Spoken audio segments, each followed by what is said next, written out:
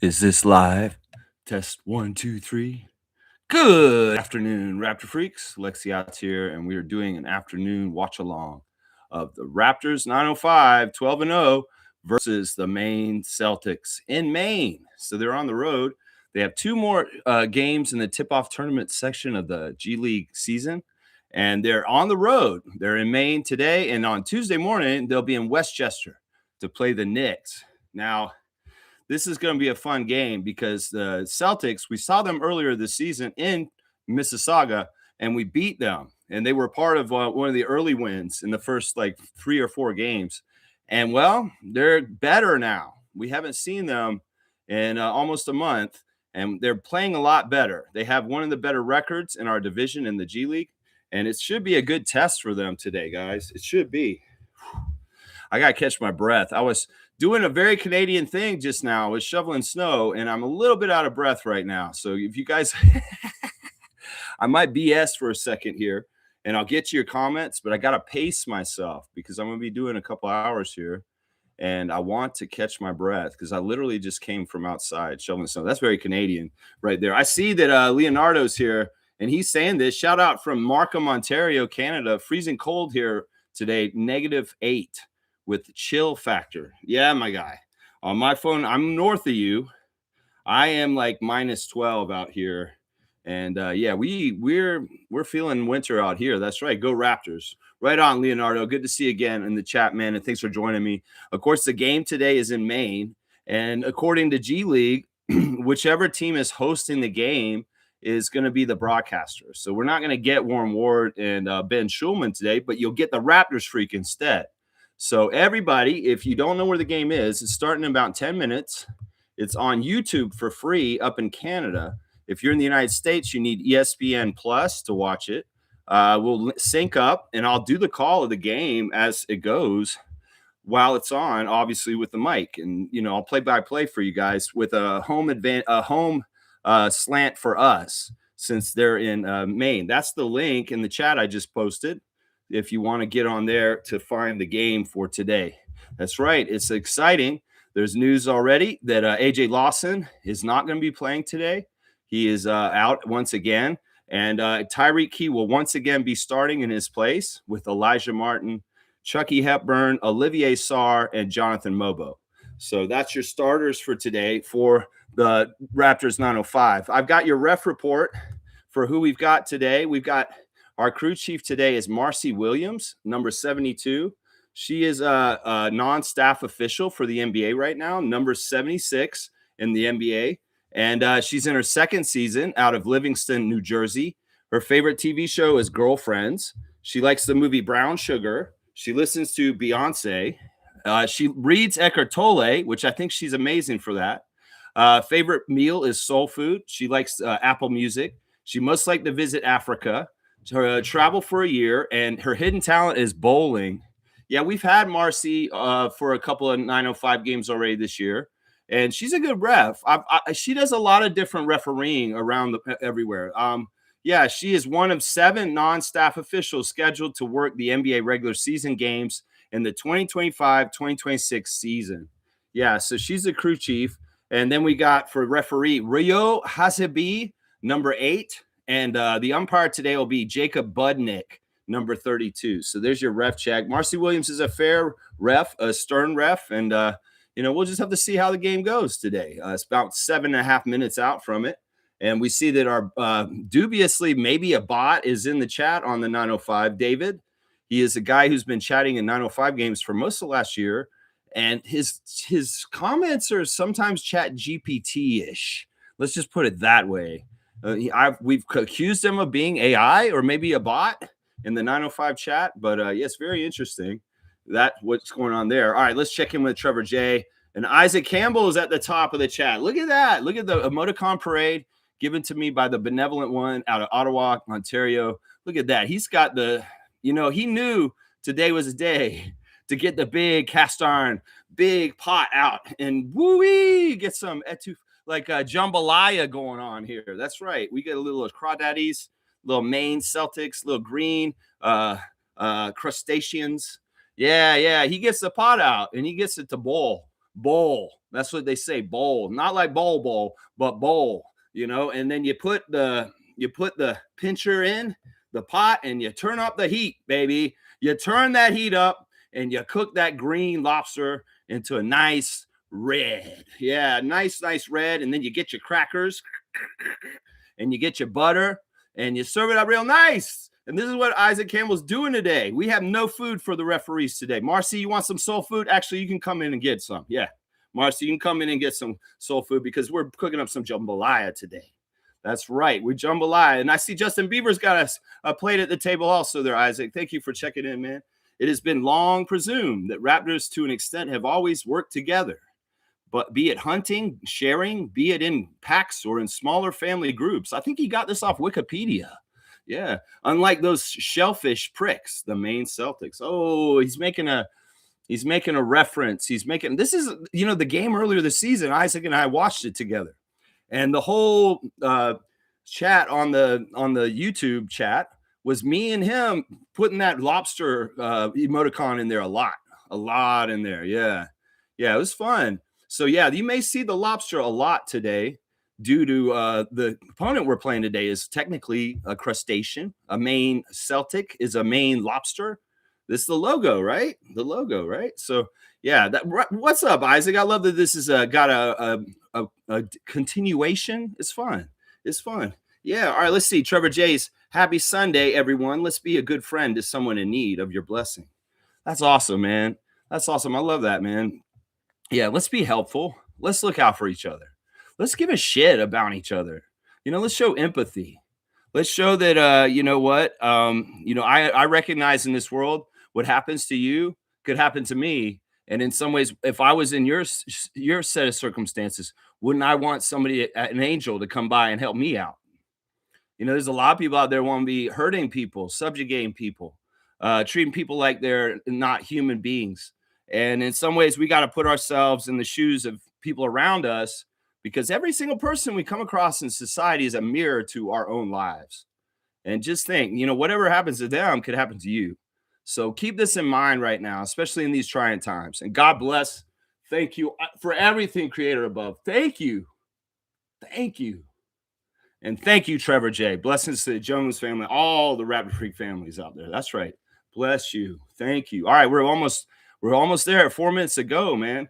4 minutes to go. Trevor J's updated me on the NBA Cup results yesterday. San Antonio Spurs took the champion crap down last night. It was a battle to the end. SGA, Wemby. Woo, high drama. People were saying that was a good game. I didn't watch it, guys. I'm crazy. But you know what? I'll say this. I'm very proud of the Spurs to take that winning record, that winning streak from the Thunder. That's a big, huge achievement. And to do it with the integration of Wemby getting 22 points and not skip a beat, that is fantastic. Spurs fans, if you've been dubious about Mitch Johnson and him as a coach, you need to give him proper props right now and be happy he's your coach right now. And you know that the legacy and shadow of Popovich will always be there to help you in essence. So, be proud, Spurs. I'm proud of y'all right now because that's a huge win last night. Huge win. The Thunder are no joke. You beat the Thunder this year. That may be some teams' championships this year. Seriously. Now, Spurs, go take care of the Knicks. Yeah, that's the next assignment. Take them out, Wemby. Go get that money for your guys, bro. A guy like you that hangs out in a monastery deserves money like that, Victor Wembanyama. So go get that money is what I'm saying right now. That's right. Criscom is here. The great Criscom, best young foundation in Raps history, as said before this season. That includes Battle and Shed. The Raptors do have a really good young core. Just recently, though, they've been kind of struggling and showing some of the growing pains that young players go through. I love what Darko said yesterday at practice interview about how, he's happy where we are, exactly where we are, because he understands the yin and the yang to basketball teams and ups and downs. And even if Grady Dick's in a really bad place right now, Jacoby Walter's been mixed at times. And, Oshai, whatever you want to say, or whoever on the bench, these guys are learning how to be NBA pros. And that's meaning all sides of being an NBA pro. And that's why Darko's not sweating this shit. So many people are overreacting to what he said yesterday. It's like, oh, I feel really bad about this. But no, we have young players that are very talented and they're diversified, like Darko said yesterday, and they give us different kinds of weapons. And in some ways, we are exactly where we're supposed to be right now, just like Coach Rajakovic said yesterday. We're learning and we're growing and we're getting better. And you never know how quick we can jump. We got a 9-game win streak this year already. That's just a sign of some of the power when things are going right can be what we're doing. It's just that to be in the NBA and be consistent a whole 82-game schedule is so difficult. There's ups and downs. There's going to be parts of the schedule. There's going to be people that are missing sometimes. So that's part of it right there, man. That's part of it right there. Yeah. Perfect record so far. Makes sense. I love it. This is such a joy to watch right now. In fact, the broadcast is about to come back on, and it's going to be fantastic, man, because this team is really a lot of fun. It really, really is a lot of fun because there's a real team synergy to watching them, and they are the comeback in the last game was just so thrilling. And I'm telling you, if you're joining me today to watch this game and hear my call, you're going to hear me call it in a passionate way for our 905 and in an intelligent, in-depth way, because I've been watching them every game for the last few years. So I really do know this team well. And for people that don't watch the 905 very often, and you're curious about all this, this is a great primer and to start with this stuff. So, yeah, good afternoon to Monique Lawrence, the super fan, Raptor Freak crew. Good morning to you. Good afternoon. You're right. And, let's get another W, right, Mo? Let's get this streak to a baker's dozen. Let's cook it up real nice. Let's put it in the oven and let it rise and get that 13-0 record today, Andrew Jones. That's right. Let's go. Let's go. And Fiercely saying good afternoon, fam, and happy game day. Checking in from Gatineau in Ottawa. Fiercely Salsera, thank you. Original Scotty Barnes, Twitch family 2022. That's right, MJ. Good morning to you. And I hope you and Fiercely Jr. are having a fantastic weekend so far. This Sunday afternoon. I guess you've told me you're coming in from church this morning. That's right. Let's see. We're just waiting for it to jump on screen. We'll see if this comes up. I got other stuff I can check on and see. It's still waiting on a visual. That's all good. All right. Yeah, the Knicks beat the Magic in their semifinal cup match. Milbester, if you come in here, I'll give you your kudos. I'll be happy for you. The Knicks really are, like the Cavs, one of these teams that have had a core that have come along for a couple of years. And, this is, we got a visual now. And this is where they're supposed to be, is winning games and being a primetime vet kind of core that's going for a championship. So no surprise the Knicks beat the Magic and go to the Cup Finals. But yeah, Milbester, I'll give you your props there, right there. But yeah, they're on now, and they're showing highlights of Maine's last game against Capital City Go-Go. If you are getting a visual on the YouTube right now, of course, you can't watch the game through what I'm doing, but you can put me on, and you don't even have to look at me. You could just have my audio on and sync me up real quick with you. But yeah, I'm seeing they're switching right back to the tip-off tournament rules right here. Top 8 teams qualify for a single elimination tournament. Of course, the Raptors 905 pretty much have qualified for sure. And you know what? We're going to be in this thing, and it's going to be a lot of fun. It's going to happen after this tip-off, this NBA Cup is over. The NBA Cup will be over, and then the G League thing will start.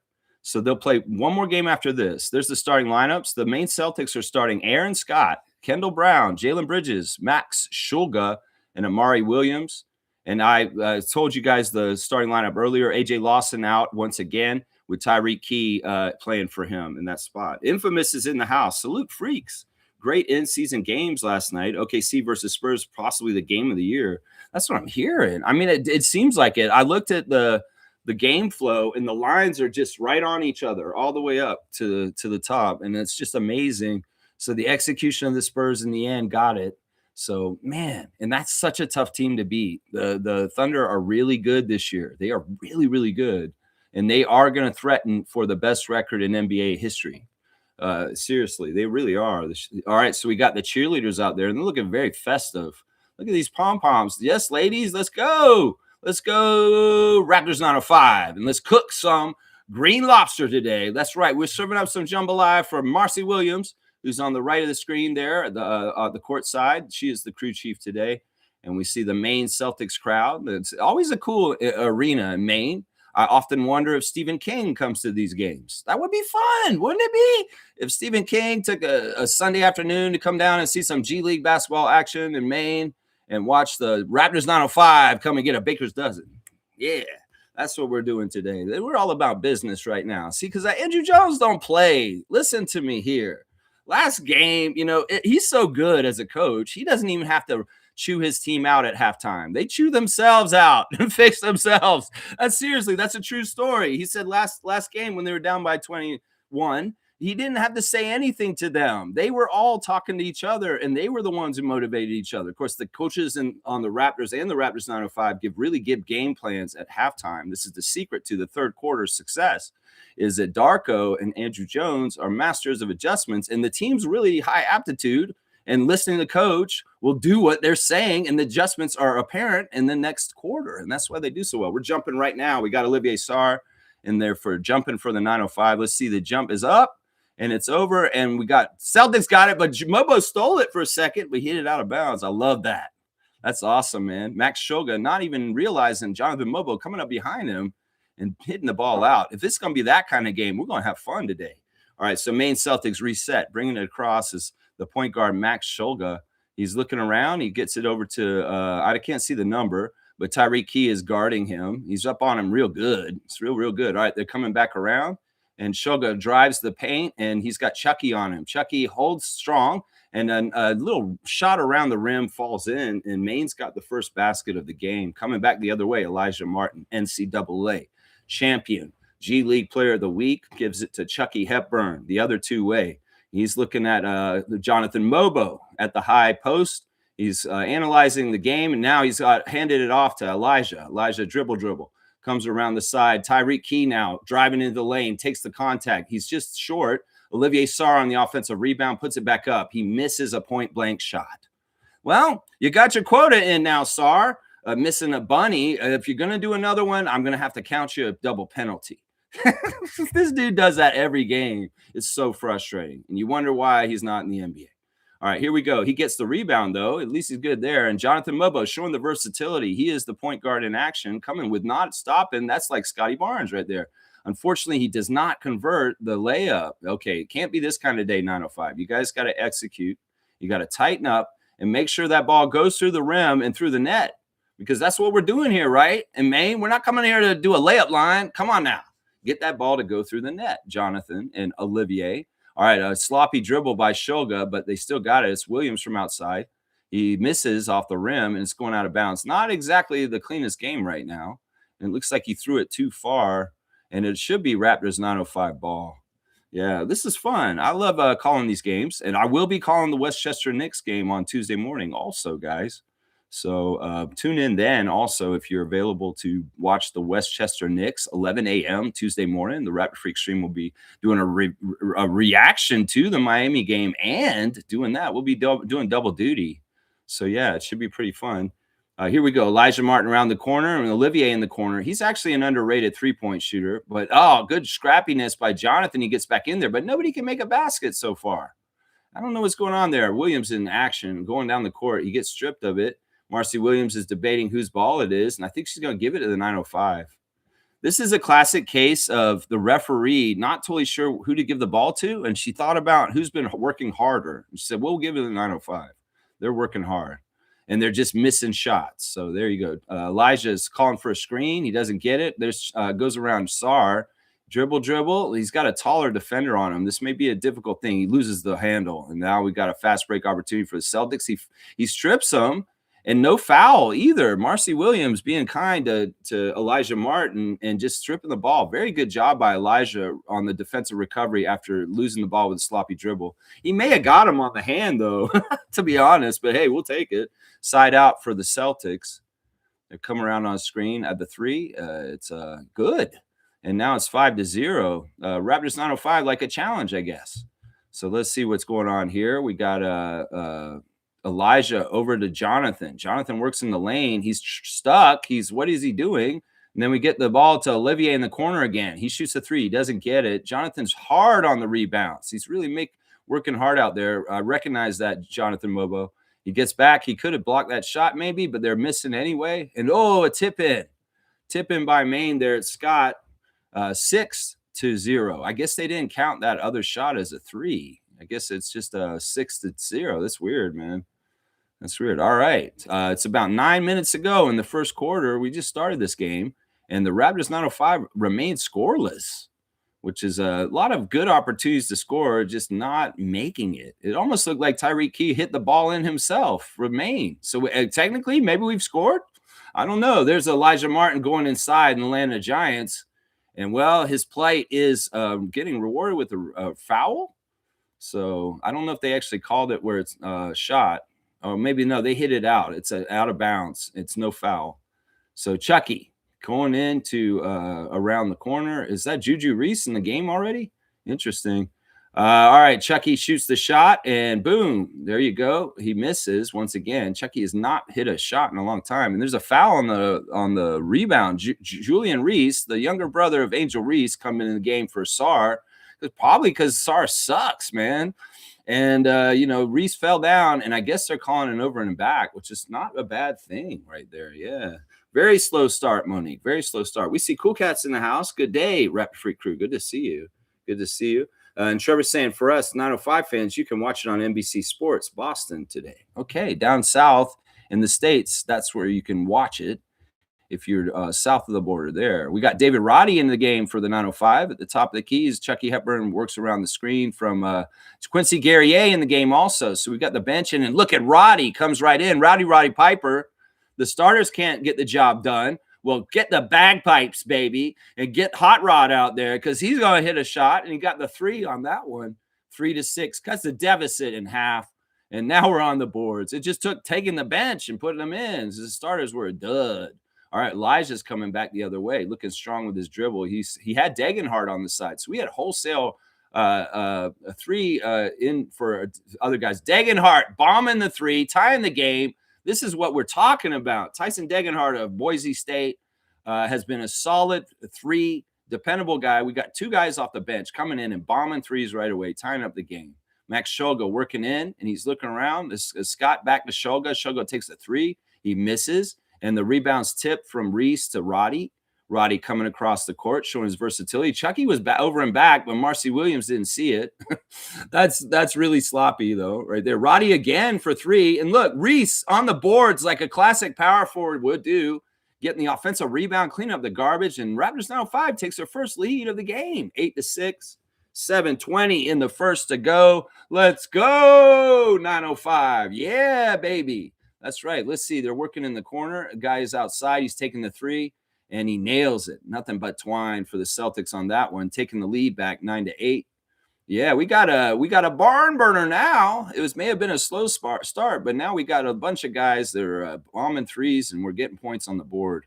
There's Elijah getting inside. He got hit, and they are going to recognize him. That is the referee calling it number 8, Bizabi. I think is his name. Yeah, he's going to go ahead and help out Elijah right there. And I guess he'll go to the line this time. We'll finally get some free throw, I say, because it's not free throws. He's going to shoot 2 if he's fouled.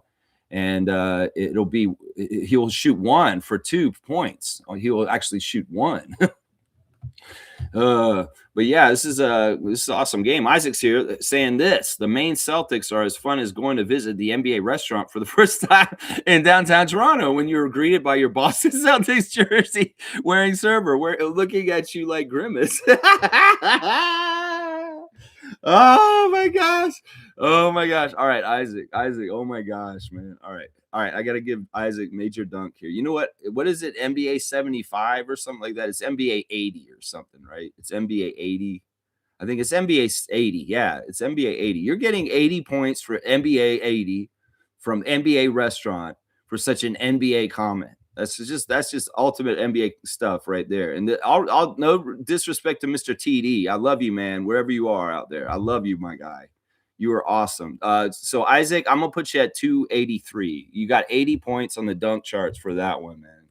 283 for Isaac, a late candidate to start catching up on these other guys. Seymour's 261, and Kareem is actually 302. So you're 283 now, Isaac. This is crazy. I don't know if you can do Man, that would be a real pull off if you could. That was the dunk of the year just now, which you just. I think I gave somebody more points than another one though. That's definitely top 5 dunk of the year right now. Just what Isaac just wrote in there. That's hilarious, man. If you don't know the folklore of the Raptor Freak story and the NBA restaurant, well, it basically goes like this. We went to go to the NBA Cup, first ever game with the Celtics, and we went to the NBA restaurant to eat there. Some of us from the channel here, and our server was wearing a Celtics jersey, and it didn't go well. It didn't go well. We had to leave. It was very Curb Your Enthusiasm, Larry David. That's what I would say. The whole scene and the characters involved, it was very much like that. All right, Elijah's shooting 1 for 2 points here. Let's see if he can get it. Just under 7 in the first quarter. Game just starting out, and he's a pro. He makes it. That's 2-point free throw. 10-9. Raptors 905 back on top. That's right. They're bringing the ball across court. I think that's Shulga. I'm pretty sure. And he's looking around and into the lane, and the Celtic has a nice little athletic move around the defender. That dude's really tall. He looks kind of like Jared Allen. All right, we got Elijah with the ball. He's getting the ball a lot so far in this first quarter. We got Jarkel Joyner has entered the game. This guy's a professional scorer, guys. Watch number 1, Jarkel, in this one. Elijah misses a 3 from the corner. The Celtics are looking taller than us. But I'll tell you, Reese is a great rebounder, and he's a lot of size. So he can do the things that you need from a big guy. Nice shot to the side by the Celtics there. And now they're up 13-10. Let's see. Jarkel Joyner working at the top. Gives it to Roddy. Roddy down to Reese. Reese is in the post. He's looking for somebody to pass it to. He gets it to Degenhart. Degenhart drives the lane. He gets a hand on the ball, but he keeps it. It's over the corner for Elijah. He misses. Roddy tips it, and the Celtics recover. Coming back the other way, number 5 for Maine. He's going into the lane. He gives it to number 2. Those guys look like they're running on stilts. They're tall-ass excuse my language. 15-10. Let's go. Here we go. Jarkel Joyner is working now. Let's see. They got to try and get this lead back. 5-point lead for the Maine Celtics. Elijah Martin, dribble. Goes in the lane with strength. He misses the rim. And it looks like it's out of bounds, hit off Julian Reese, out of bounds. So, yeah, Budnick with the call. Jacob Budnick, the third ref. So, yeah, let's see what happens here. A little bit of a hold up here, helping the Raptors get back on defense. I'll take it. Hold the ball, ref, so we can walk back and get some rest and set up on defense. Patrick McCaw in the game. Raptors NBA champion, 2019 champion Pat McCaw has entered the game, guys. He's number 3, I believe. So, yeah, they're working the ball around. Celtics with some nice ball movement. The big man bumps off Degenhart, and then it's Shulga in the corner. He hits the 3, 18-10 for 905 at this point. Yeah, let's see what happens here. We got Roddy. Roddy has a lot of bulk. He can drive pretty good here. There's Jarkel. Jarkel dribble. He's stumbling, and the steal by Maine Celtics. Get back right now. He's just going to let him dunk. Dunk by number 5. I don't bother to know the names of the Maine Celtics. I'm sorry, guys. Yeah, 44 is Shulga, 5 is Brown. Okay, I'm learning as the game goes on. We'll see if I improve in my call as I learn the opposing team's players. It's just G League, they change so often. And to be honest, if I at least looked at their names before, but I didn't memorize the numbers. All right, let's see. Milbester's here. Okay, great. I got what I wanted. Wemby Towers versus Mitch Towers for NBA Cup Championship. We survived the Magic. I'm glad y'all won, Milbester. Congratulations. I'm happy you guys won because in some ways, you make us look better by beating us. You beat Magic too. And we haven't played the Magic yet, so we're going to get a chance to play them sometime this season, But, yeah, I want y'all to lose, so. I want to see the Spurs kick y'all's ass in the championship. And, hopefully they'll be the NBA Cups champions. But, yeah, good game, and good job, Knicks. You guys really are a championship contender for this year. For sure you guys are. And things with Mike Brown have been going well. I have to admit that. Milbester saying this, Fiercey, if you already pissed with my team, the playoffs ain't going to be pretty. That Raptor fan shouldn't have been heckling Brunson. Now he's playing like a demon possessed. Listen, don't talk trash for the playoffs now. You'll mess yourself up. Seriously, bro. There's so much more of the season. There's all kinds of ways your team could derail before the playoffs. So you should be like very, very saintly. And like, I don't want to mess with this. You don't understand. Over 50 years, y'all been not getting anywhere and nothing.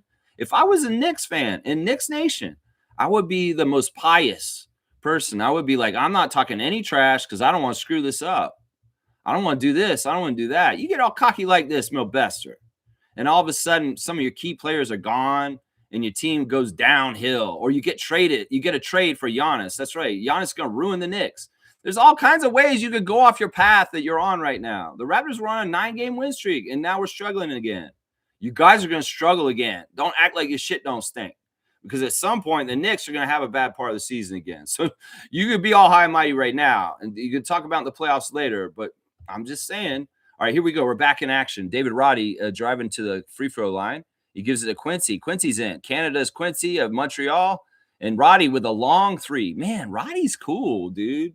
I'm like really digging having David Roddy on the team this year. He's kind of like the older vet guy, like Justice Winslow and Eugene Oberoi before him. And he's just doing a great job because he's been a really multi-purpose player. The Celtics are trying to pass it around. They get it to the little guy, number 3. He drives a lane, and a nice block by Olivier, but they're going to call a foul. It looks like it may have been the other player that pushed him from behind. Yeah. Milbester saying, I know, Lex, but Brunson is a player no NBA fan should be heckling when he won 2 titles in college. Not many NBA players do what he did. Fans are going to do what fans do. I mean, there's a lot of things that New York fans do that's out of pocket at times, too. So let's just all right, y'all want to make that a folklore and talk about it? I didn't even know that shit happened. I don't care. If fans are going to heckle. I said stuff to Jaylen Brown when I went to the Celtics game 2 Sundays ago, yelling from the sideline about his hairline. I mean, come on now, Milbester. It's the NBA. This guy said, I don't even know what the Raptor fans said. So, because it's not even on my blip of caring. So, yeah, y'all can make that what you want and talk about it over there in New York, but I don't care about that. I'm just saying you shouldn't, I don't even know what you're doing. Milbester, I'm going to ban you because I'm supposed to call a game right now, because I need to watch the game and talk about it. I'm not here to do a normal stream right now. Olivier Sarr with a big dunk, and now it's 5 points for the Maine Celtics, 3.5 to go in the first. Because, see, I'm doing a play-by-play, so limit your comments and maybe watch the game. Maybe put the game on and watch it with us, and then you can talk about what you want to see in the game we're watching on YouTube right now. I mean, you know what I'm going to do? I'm going to do this. Milbester. I'm going to put you on a 24-hour timeout because we're doing a game here. You can come back when we play Westchester. How about that? And you can come back and let's see. Yeah, 24 hours. I'll see you later, Milbester. Yeah, you're on timeout for 24 hours. And because I'm calling a basketball game right now. I'm not talking about the Knicks, okay? And you can come back on Tuesday morning, 11 a.m. I'll be doing the same thing for the Westchester Knicks Raptors 905 game at 11 a.m. on Tuesday morning, okay? All right, here we go. We got Chucky Hepburn at the top of the key. He comes around and picked by Olivier Sarr. He's dribbling all over the place like crazy. Pat McCaw had it. He gave it to Quincy Guerriere, who's a little short, but Chucky's in there to clean it up. He brings it back out. Maine Celtics are looking for him. They get it to Olivier Sarr. Olivier Sarr is dribble. He takes a little shot, and he makes it. Oh, my God. Olivier Sarr just made it. Wow, that's crazy. It's so awesome. That's so awesome. Man, so awesome. I love to see Olivier Sarr make a shot. I'm going to get y'all's comments in just a sec. I'm going to do it on breaks. Let's see. Number 9 takes a long 3, and he nails it. Wow, that's a good shot by that guy. That was like pretty far out. That was at least 2 feet away from the line. Chucky Hepburn dribble over to Quincy. It's a crazy pass. He loses it. Maine Celtics get fouled. I don't know if it's a take foul. There's a possibility because the ball was going in transition and there was nobody ahead. And if he wasn't going for the ball, they could call a take foul here. Let me see it again. Yeah, Quincy and Chucky kind of just hit him. So I think this might be a take. So he's going to take a free. No, they decided not to. Okay, I guess they're just doing incidental contact. Marcy Williams being very kind to the 905 today, guys. I'm going to say that. So here we go. Maine Celtics inbounding the ball. Just over 2 minutes to go in the first quarter. We got 3 more quarters of action to call here. That's right. Here we go. The little guy. He's got the ball. Tyreek Key is guarding him. He gives it back over to 77. 7 drives. He's coming up and under with a reverse, and it's a nice circus move. Very, very cool shot. That was some old school NBA live 96 kind of stuff. All right, here we go. We got Elijah Martin. Yeah, G League Player of the Week. Elijah Martin over to Tyreek Key. Tyreek Key to is that a Bediako? No, that's Mobo. Of course, it's Mobo. Mobo out to Key. Key shooting the three. Key for three. And now it's a 5-point lead for Maine. Maine's done better in this quarter so far. This Raptors 905 start real slow, real slow. Having a tough time getting a point for a while there. It took bringing in the bench to get some points on the board. A couple of threes by David Roddy and Tyson Degenhart. So, yeah, 25-20 with a minute and a half to go right now. That's right. Kareem Thomas is in the chat on the game. I see that. I don't know if I should watch this game or hear Lex's play-by-play. You could do both, man. Why can't you do both, Kareem? I guess he doesn't have split screen. Yeah, let's see. Superfan Mo saying, I told you 905 are going to be tested. This game worries me a bit, not too much though. Yeah, this one's the tougher one. You know, this Westchester Knicks are 1-12, Mo, and when we play them at 11 a.m., they haven't won hardly at all. So that should be fun. That game on Tuesday. And Isaac's saying, ever wonder how in Canada your healthcare is free with your Raptors 905 stream, but in USA you need to pay to watch it on ESPN and to continue to keep living on planet Earth? That's hilarious. Isaac's on fire. All right, you know what? You're getting another dunk because you're hilarious right now. All right, and this one I'm gonna give it to you in a way that's like gonna make this competitive. And I'm gonna tell Kareem in the other chat that you're rising up the dunk charts real quick. So this one's pretty good. I think I'm going to give this one 10 more points. Or no, let's do it. You know what? I think I should even you up with Kareem and make it a straight up showdown for the rest of the year. I think I should. I'm going to put you one ahead. No, you know what? I'm going to give you 293. 293. You're close, man. You're like 9 behind him now. You're 9 behind him. I think that's the right thing to do right there. Yeah. All right. Maine Celtics scored again. It's 27-20. 7-point lead, and we're almost at the end of the first. We got looks like we got Martin, Joyner, Sarr, Mobo on the court, and they're shooting a free throw. I bet it's for just one on the foul. He makes it. 28-20, 8-point lead now. And the Raptors 905 coming across with under a minute to go in the first. Jarkel Joyner dribbles to the center, over to Key. Key's looking around. He gets it to bobbles the ball, but Jonathan collects it and he puts it up. And a nice short shot in the lane by Mobo. Good job by second-year player out of San Francisco, Jonathan Mobo. Serious players only. Number 11 takes the three, bricks it, and Jarkel Joyner gets the rebound. Jonathan Mobo dribbling up the court. He's surveying the scene, and there's a whistle. I guess it's I'm not sure what it is. I think it was a 3 seconds or 3 in the key or something like that. Defensive technical or, a warning. All right, here we go. Inbounding the ball, Mobo. They're holding the ball. Gives them the ball. Budnick gives them the ball. Sarr has the ball. He goes over to Elijah. Elijah drives. He takes a little fadeaway, and he bricks it. Number 77 grabs the rebound. Coming back the other way, Maine Celtics with a 6-point lead at this point. There's the last couple seconds of the first quarter. And let's see what the shot is. They're taking a little bit of time. There is a three. He's short, and that's it. That's the end of the first quarter. 6-point lead for Maine Celtics over Raptors 905. Their 12-0 streak is in trouble at this point. Yeah, in trouble at this point. All right, let me see. I'm going to go over here and tell Kareem that Isaac is threatening your dunk lead.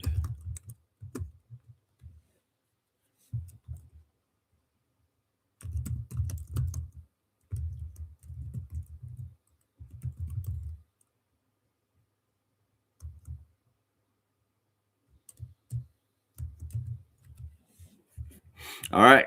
All right. Let me see. All right. What should we do now? Let's go ahead and go do the Raptors Reddit reactions for a second. See what they're saying there.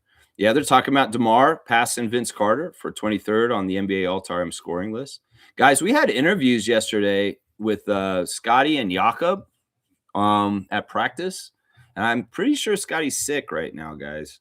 He was sniffly and his nose was a little red.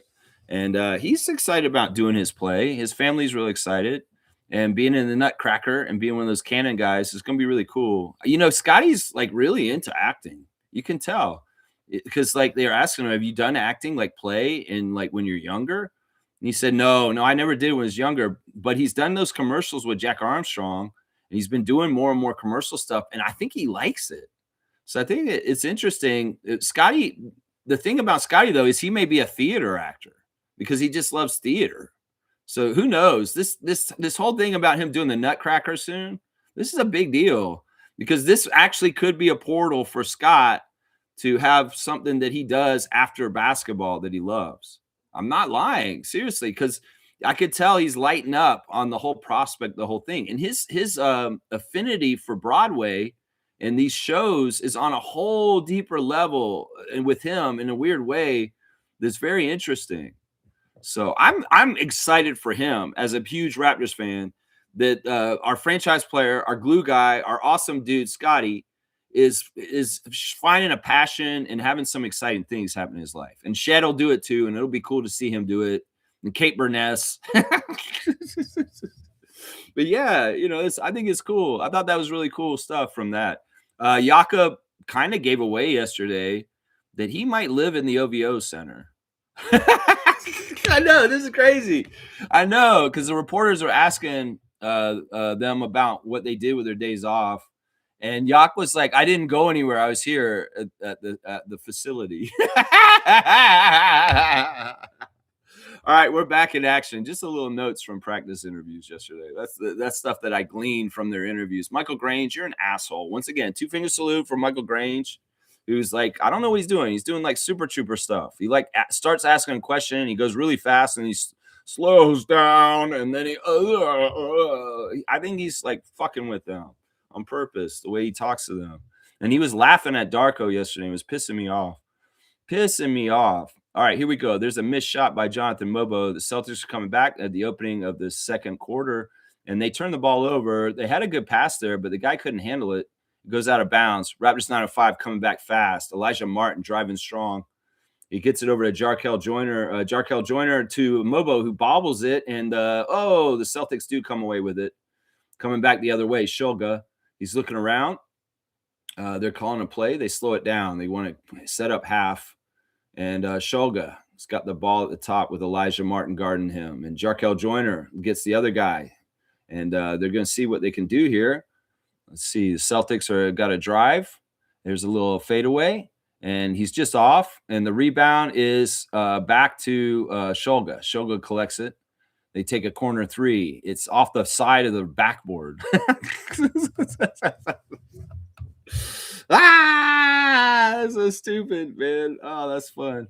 That's fun, man. Yeah, Nameless. What's up, man? Yeah, what's up, my guy? What's up, my Italiano plumber? Listen, guys, if you want to watch what I'm watching right now, we're doing the 905 game, right? And I'm calling it right now. It's live on YouTube. And if you guys want to watch it and hear me do play-by-play, that's what we're doing right now. So here's the link. You guys can link up with the visual of what I'm calling here. And yeah, good to see you, Nameless. And Info is saying, glad you mentioned Grange, dude. Never really asked a question. He's just rambling.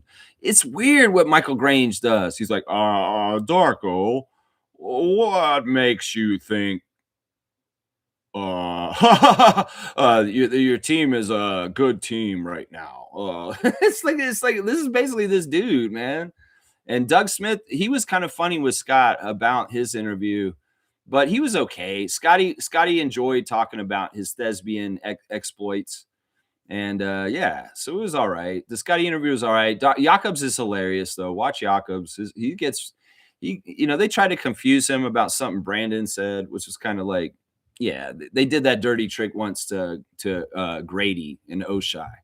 So yeah, the press have dumb tricks that they try to do. But I shout out to Hello and Welcome and William Liu and Alex Wong for posting those interviews from going to practice. I appreciate that from some independent journalists like William Liu for doing that, man. That's big ups to you. And thank you for showing us Yak's shoes.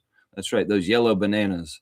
All right, here we go. 30 to 22, 10-20 on the clock. And it's Shulga coming across, and Jonathan gets called for a petty foul. Petty foul. Not necessary. He knows it. He knows it. But, he's playing that tough defense. And to play that defense just right, the right level, Andrew Jones is going to pull him for right now.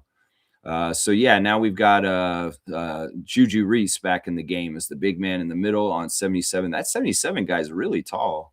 Roddy on the inbounder. Look at that great defense on the inbound. And they, oh, look at that. Elijah tipped it out. Look at that gutsy stuff. And then Quincy gets on the ground. And look how scrappy the 905 are. This is why they're 12-0, people. Right there. You see it right there. 30 to 22. And Elijah's trying to make it better. And here we go. Quincy gets it back out on an offensive rebound. Jarkel Joyner driving strong to the lane. He gets a nice little layup. There's a tip in by Reese, but he can't make it go in. And now Maine's got the ball coming back. Unsuccessful trip, but they did try so hard right from the start of the deflection on the defensive side all the way through there. So many great scrappy plays. Alas, execution lacking and nothing for it. So here we go. The Maine Celtics break it hard and it bricks so hard it bounces off their center's face. It was saying, not a fan of some of our reporters. They act like TMZ reporters. Well, they're not. Like, in some ways, I don't know if they're doing it because that's the strategy. I don't know if it's their personalities. I'm not totally sure what it is, why they are the way they are. Some ways, I think that Grange is like doing it because he's a Rogers employee. For certain reasons. All right, Maine's trying to work it in. Roddy with good defense. Look at that great defense. And the ball goes out of bounds. It looks like the 905 may have tipped it out. So it remains the Celtics ball. Let's see what happens here. Really, really good intensity and energy by the 905 in the second quarter, even though they're still down by 8. They keep doing this, they're going to get back. Number 7 takes a really bad shot, falls out of bounds. And actually, he may have been out of bounds before he even shot it. Kareem Isaac got 80 pointer for making a really good joke earlier. He had another one too. He's had like 2 really good dunks. Yeah. Is Kareem here? I guess he's not. He's in this other chat though. So yeah, it's kind of goofy.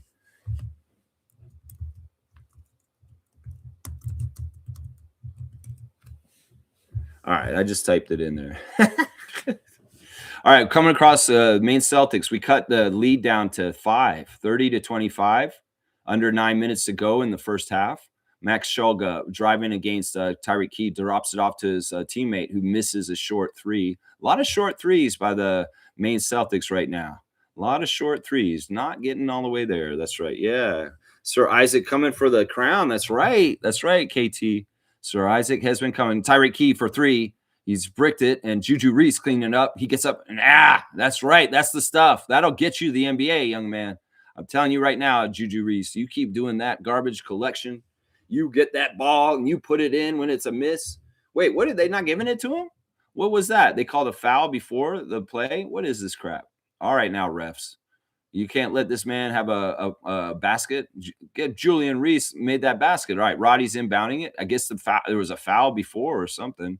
That's goofy. Tyreek Key just to the free throw line. He gets it to Reese. Reese comes back up, and he puts it in. Nice shot, and he's going to get M1. Marcy Williams respecting the young Reese, younger brother of Angel. And, he's got some real potential. Seriously, I like Julian Reese a lot, man. I'm telling you, look at this. He's going to show a nice soft hand touch into the basket with contact on him, and he's going to get a free throw with it. Now make the free throw and make me look really good, Juju. Come on now. Let's see. He has a weird hitch on his hand, but he did make it. Made it right there. It closes the gap, the 2-point lead for Maine Celtics. And let's see what happens here. Max Shulga dribbling up against Tyreek Key. Tyreek Key, 2-year Raptors 905, was on the team last year also. And here we go. Julian Reese guarding up on number 2 for them. And the ball is moving around. Let's see how we guard them. Hopefully we can get a stop. no foul, a turnover on the Celtics. This is shot and it's off and it's off the rim. There is a foul called, and I think it might be on Roddy. Yeah. So yeah, Celtics. This game has really been tough for the ball to go through the hoop. A lot of people putting the ball right up on there, and it's just not falling in on both sides for both the 905 and the Maine Celtics today. But yeah, it's a scrappy, full of energy game. And oh, there's that weird window where the lights come on and off. I don't know why they do that. It's so weird. Yeah, he made the free throw, so it counts for 2 because it's G League rules. 1 free throw for 2, and now it's a 4-point lead for the Maine Celtics. Yeah, that window shows up in the background, and there's 2 mysterious figures standing in a room. And when they shoot the free throw, the lights go on and off. I don't understand that. It's very strange. It's very, very, very, very strange. That's right. Fiercey saying, we coming back. That's right, Fiercey. Let's go. Yeah, where's the foul? Exactly. Where was that foul on that last play when the Maine Celtics shot the free throws? Yeah, 32-28, 7:43 on my clock. If you want to sync up with me, I'm live on YouTube as this is live on YouTube also. So you could put me on one tab and just have my audio going and mute the game and put the visual of the game on. And you got me calling the game. There's a 3-point shot by the Maine Celtics to jump the lead back up to 7. And, the 905 are a second half team, much like the Raptors. So sometimes they are kind of not exactly right in the first half, and they clean things up in the second. That's very much been a pattern most of their 12-game win streak so far this season. The undefeated season so far of the Raptors 905 of Paramount Fine Food Center, Mississauga, Ontario, Canada. That's right. Coached by Andrew Jones. That's right. Chucky's coming back into the game. And we got 7:05 on the clock for the half. And Pat McCaw coming in, 3-time NBA champion and G League champion, Patrick McCaw. I thought it was pretty sly, the Raptors. We lost Chris Boucher this summer, didn't re-sign him to get another 2019 champion back in the organization and have Patrick McCaw, a Raptor this year on the 905 level. Chucky Hepburn working the ball at half court. Let's see, nice little spin dribble. Comes towards the lane and then gives it out to Key. He drives hard on the baseline. Back out into the corner for Chucky. Chucky for 3. He hits it. You love to see that. Chucky's been really struggling from 3, and it's really, really good to see him finally hit one like that. Number 5's coming back the other way. He's dribbling against Patrick McCaw. Patrick McCaw, really a defensive specialist for the 905 this season. Very much getting on the floor to get steals, and he is also a versatile guy that can block shots in some ways too and rebound. So, yeah, there's a big shot by the Maine Celtics, 38-31. And Chucky with the fancy dribble gets it inside to Juju. Juju's backing the guy down. Look at the power of Juju, guys. I'm telling you, if he gets his footwork right and he gets things a little bit more cleaned up, he could be a very serious force on the low post. Julian Reese, I'm telling you, he is a load. He's tough to handle, and he's an old school throwback. Is the other thing that I love about it. He is built like an old school power forward supposed to be built. I'm telling you right now, there's been so many outside 3-point shooting players and stuff like that. It's nice to see a throwback player like Julian Reese. I'm telling you. See, look at that. Classic boxing out, physical, get on the guy. That's the way a player is supposed to play with that kind of size in the NBA. Sometimes you have guys that size, and they don't want to play that way. They don't want to play physical at all. This guy's playing physical. And that's an awesome thing right there. That's an awesome thing. All right, we kind of got a little break right now. Let me see. I was kind of looking at Raptors Reddit. Let's see if there is anything that interesting on here. Yeah, Grange was being a jerk at the interviews yesterday, of course. And Darko had a really long interview, very, very long interview. And yeah, he seems like he's in a good place. I really do feel like this break is going to be really good for the Raptors. And hopefully we'll see some really good stuff against the Heat tomorrow. And I'll have the preview in the morning, 9:30, the ref report, all the latest lineup news for the Miami Heat game on Monday night, tomorrow morning. That's right. Somebody on Raptors Reddit is asking if we could get Brandon Carlson back for cheap. Wondering if we might be able to get him back from OKC for a second-round pick, as they will need to make room on their roster next year with Sorber, Topic, and 3 potential first-round picks. Wish we never let him go. Think he would be serviceable backup. I don't know. I mean, if Bobby thinks that that's something to do, I haven't really monitored his development and where he's at with the Thunder. But he's stuck with them and he's still been around. I mean, that might be something to look into. If he came back because Bobby thought he was a good idea to come back, I would be like, okay, this is cool because he can shoot some threes, and that's something like that. So yeah, that's about it with Raptors Reddit. It's kind of goofy. It's kind of goofy right now. Let's see. Y'all have a fantasy lineup, in a fantasy team in our Raptor Freak Yahoo NBA Fantasy League. Go ahead and get your team set up because this is the last day of week 8. And there's a lot of matchups that are kind of competitive in some ways. So get your lineup set up as you can. That's right. All right, here we go. We're getting close to back in action. It looks like Julian's at the free throw line. Let's see if he can make another free throw. He's perfect at the line so far. It's such an interesting handle the way he grabs the ball on the side and in his palm, the way he raises his free throw. It's a very, very, it's his method. It just looks awkward the way he holds it like that, but it's effective because he's made the shot. 5-point lead for the Maine Celtics right now. Yeah. Darko mentioned we're in the second year of a rebuild, a key insight to why AD is not coming here. Yeah, that is hopefully, yeah, definitely true. I don't even want to talk about it, Anthony. Mitchell making that shot and putting the deficit back up to 7. Tyreek Key with the ball coming over, and he finds Chucky. Chucky's looking. He's trying to penetrate, and he comes into the lane at the free throw line and takes a shot. Nice little easy mid-range by Chucky Hepburn there to close the gap to 5 again. 5.5 to go in the first half. We got McCaw, Key, Reese, Hepburn, and Degenhart on the court for the 905 right now. It looks like a little elbow shot by the Celtics is off, and the tip-in is off too. Wow, this is just G League. You know, there's some plays where NBA guys would execute. You're just not going to see that kind of execution on this level. But there is a foul, and it looks like a Maine Celtics going to take a free throw. Yeah, look at that. That just bounces off the back of the rim, and the guy's right there to tip it in, but somehow, some way, the ball doesn't go in. Is there saran wrap over these rims? Sometimes it feels like that in the G League. Oh, there's that weird room with the guys in there, and the lights come on and off. See, look, I'm going to turn. Yeah, they're turning the lights off. See, he's turning the lights off. What is he doing? Is he trying to mess them up? What does that mean? Is this some sort of weird photo room? The mystery of the room in Maine. Maybe this is a Stephen King novel. Look at Pat McCaw. Look at it. True transition. He catches the long pass. Look at the wide receiver doing Ocho Cinco and catching that ball and laying it up. Look at old Pat McCaw doing that. That's awesome, man. I love that last basket. That was cool. I was too busy talking about a Stephen King movie with that room. Oh, look, the 905 got the ball somehow, some way. And it looks like Chucky's got it, but there's a foul. There's a whistle. Yeah, scrappy team, 905. We're going to come back. It's only a 5-point lead. It's still the first half. We're going to come back. Look at how many people come to this game and sit in the crowd for this Maine Celtics thing. You know, like there probably isn't a whole lot of fun things to do in this town that they're in. And so this is like a huge, big deal is to come to the game. I think it's cool. Usually these games are pretty sold out in Maine. I've noticed in the last couple of years that there's good attendance for these games here. So Chucky makes the free throw, and now it's only a 3-point lead. Under 5 minutes to go in the first half. We got number 3 dribbling. He comes around a pick. He's driving. He's met by Hepburn. Hepburn stops him. He's come out to meet him on the 3-point line. And we got a number 1 driving now against Pat McCaw. Pat McCaw stays right in front of him and gets him to miss.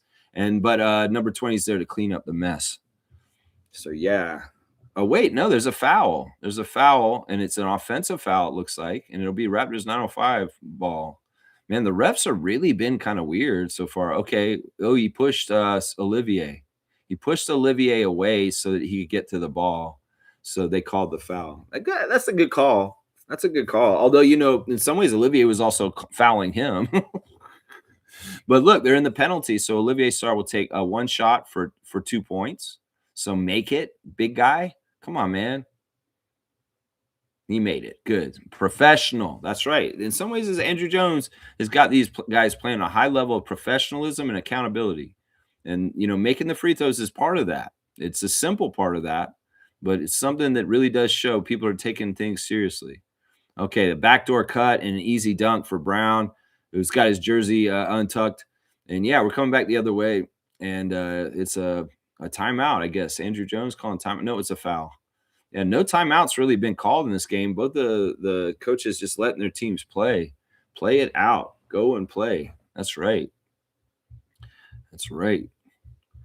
So yeah, 3-point game, 44-41, 4:17 on the clock. Chucky Hepburn with the fancy dribble. He gives it to Sarr. Sarr rolls into the lane, and it's a nice, easy layup just over the defender. That's nice and clean. That's the stuff I want to see from the big man Sarr. Right there. They're driving into the lane, and another drive, and that guy gets a huge dunk, number 77. Yeah, hyped. Williams, Amari Williams. Hype. I believe he's one of their two ways. Chucky Hepburn, dribble. And Trucker Kaz has entered the chat. Let's go 905. Olivier Sarr with the layup. He misses it. Oh, my gosh. That's the second one. So he's got one for the first and one for the second. Yeah, here we go. The big man Williams gets it stripped by Jonathan Mobo, the versatile. And there is a big right-handed dunk by the NCAA champion G League Player of the Week, Elijah Martin of the Florida Gators, with a big hammer. Maine's trying to come back, and they lost the ball, and we got it. And Olivier's dribbling it, which is not totally the best thing. And that's exactly why. Yeah, I don't know why Sarr didn't give it to any of the other players on the court are much better ball handlers than him. So why was he dribbling in traffic like that? He's getting in there and getting feisty, though, and it looks like he might have got a jump ball. Yeah, so good effort by the Raptors 905. Very scrappy, very getting after it. Just, remember, execution. Make sure you execute on what you got to do.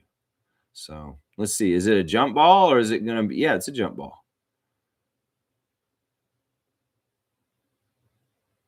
I was about to say, nice steal, Mobo. Yeah.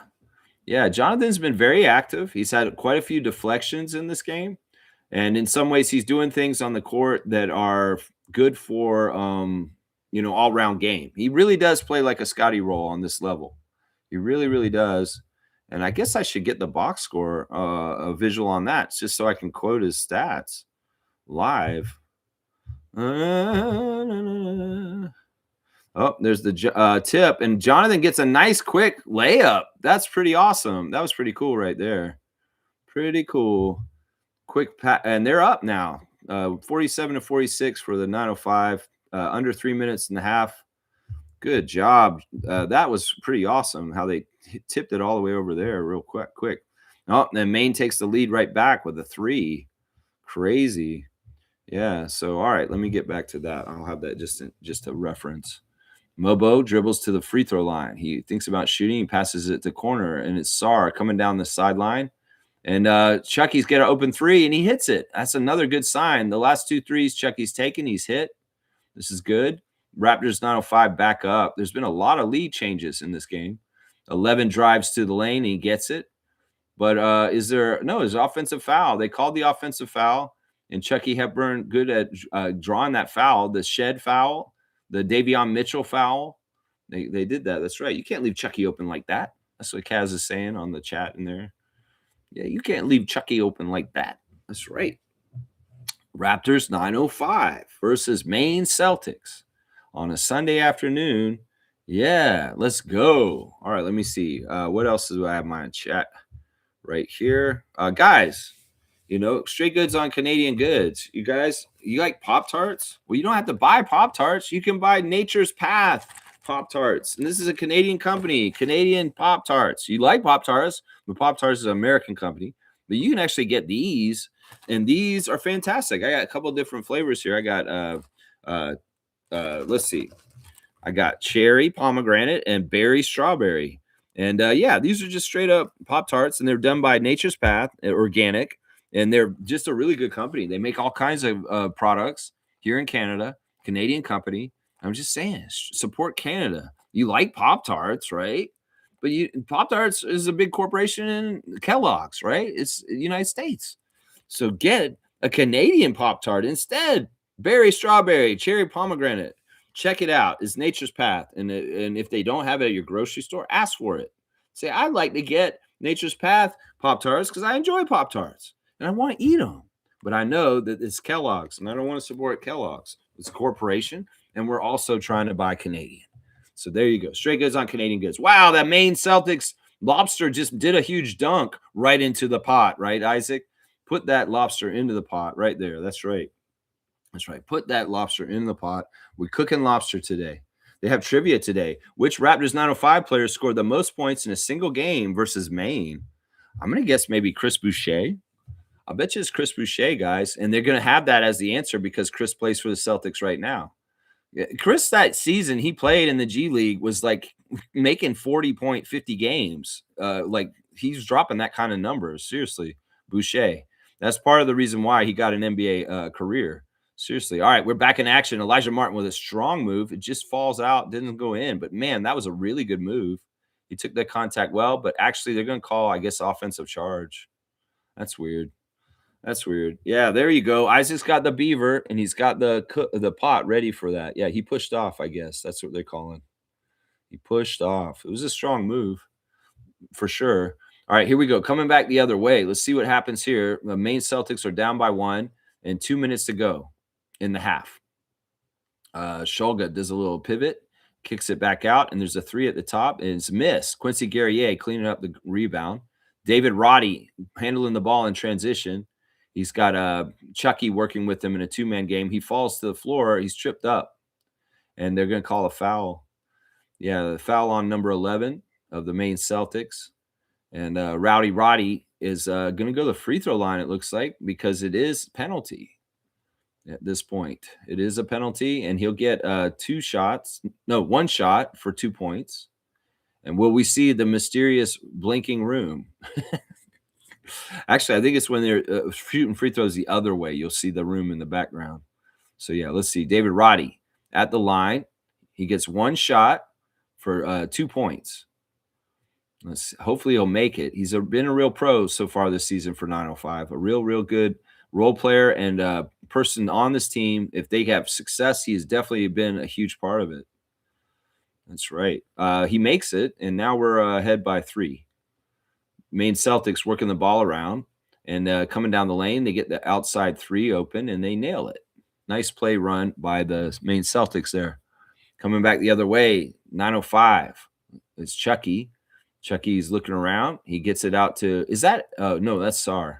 I was about to say, is that A.J. Lawson? No, that's Olivier Sarr taking a 3 and missing it. If it was A.J., he would have hit it. Number 7 shooting the shot. He bricks it. Sarr with the rebound. Gets it to Roddy. Roddy over to Chucky. Chucky coming across. He's calling the play. He's telling him to get over on the other side. He wants it cleared out.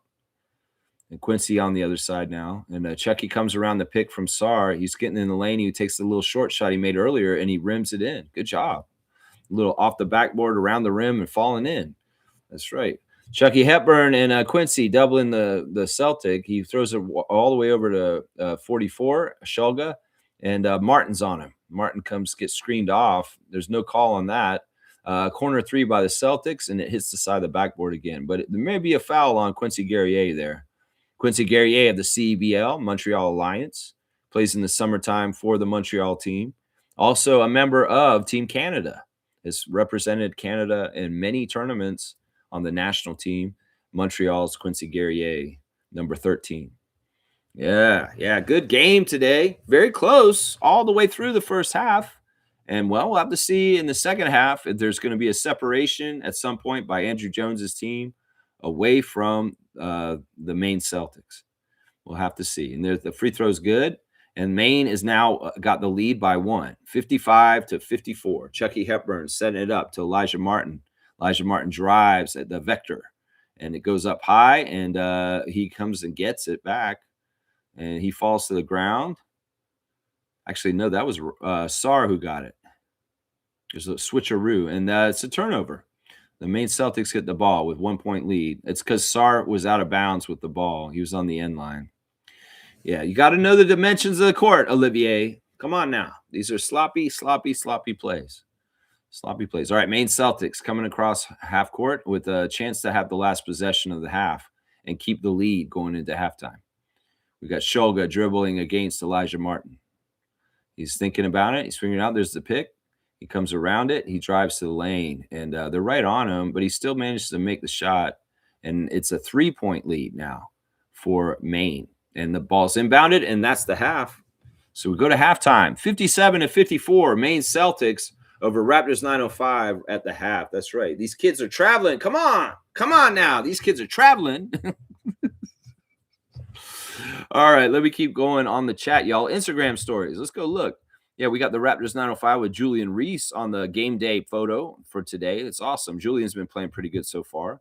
Yeah, I guess that's my cue. Let's go look at the halftime stats real quick. So far on the Raptors 905, Chucky is the leading scorer with 12 points on 4 of 5 shooting, and David Roddy's got 11.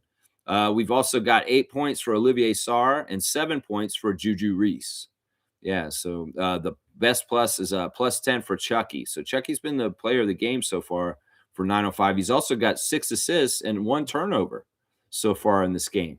So 2 for 3 from three-point land. So Chucky's playing very well. David Roddy, 3 for 4 from 3 for the game so far. On the other side of things, their leading scorer is Max Shulga with 12 points on 5 of 8 shooting. Also, Kendall Brown with 10 and Stefan Todorovic off the bench with 10 points also. On the team stats, we see that Raptors 905 and the Maine Celtics are shooting exactly the same from 3-point, 7 of 17 for both teams. Maine Celtics are shooting better from field goal, 52% to 43%. Raptors 905 perfect at the free throw line, 6 for 6. And the rebound is pretty even. Assist to turnover ratio for 905, 14-3. And for Maine Celtics, 15-4. Very, very, very close game all around. Points in the paint dominated by the Celtics, 26-18. All right, back to the Instagram stories. We got Fred VanVleet, and he's at a Christmas banquet. And there's an audience clapping, and there's Christmas trees. And there's Fred VanVleet Jr. stepping up and walking over to the piano and playing a Christmas Carol song on the piano and a recital in front of everybody. And not only was Fred there, but so was his older sister. She was playing there too. So we had a couple of Fred VanVleet's children playing the piano in front of everybody. I'm sure that the parents are so proud. It's awesome. That's cool, man. Yeah, we got Jared Roden has flown some of his family over to Paris for the holidays, I guess. And he's got family there with him, like kids and auntie and whatever are there with him. So that's cool to see Jared with his family in France. Lloyd is out in the snow walking around. He's probably in New York. It looks like New York.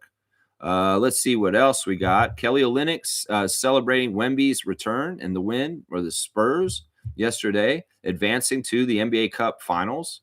And, well, they're going to play for that money. And I'm sure Kelly's very excited about that, for sure. Coco Wade, James Wade, is showing his son once again playing soccer, and he got a goal. He got goal number 1, and then he got goal number 2. So it looks like James Wade's son is tearing it up on the soccer pitch, kicking goals every which way out there. There you go. Goal number 3. What? He got a hat trick. That kid got a hat trick. James Wade, very proud of his son getting a hat trick right there. There's Jonathan Mobo, who's playing in the game today with his Serious Players Only special Don's edition shoes. They're in the nice yellow and green of San Francisco. And it's got Go Dons on the back of the shoes. Very, very cool. Serious Players Only. Check it out. Jonathan's shoe company. Very, very, very cool. Sandra Mamu is celebrating that the team is 10-0. 10-1. Seton Hall is 10-1 so far this year in their basketball season. He's very, very proud of his alma mater for that. Seton Hall is very, very cool. Chris Boucher is making fun of kids for the 6'9". He's got all kinds of goofy stuff on his Instagram right now. He's got Phil Collins. You know, Chris is a real big 80s music fan. Like, he loves 80s music. He's always posting Tears for Fears, Shout, and Depeche Mode and stuff like that. So I respect Chris's musical taste, Chris Boucher of the Celtics. And also, like, he was very much noting John Cena's retirement last night.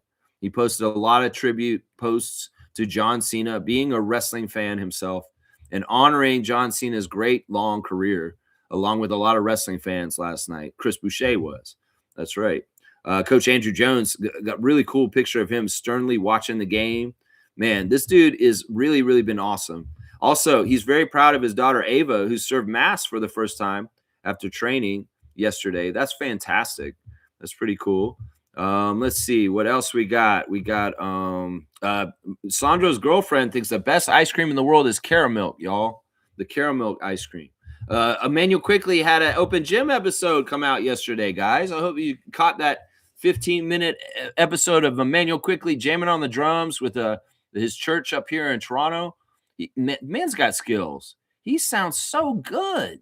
He really does. He sounds so good. He really is a good interpretive and improvisational drummer that plays really well. You guys, that's not sheet music they're playing when they're doing that.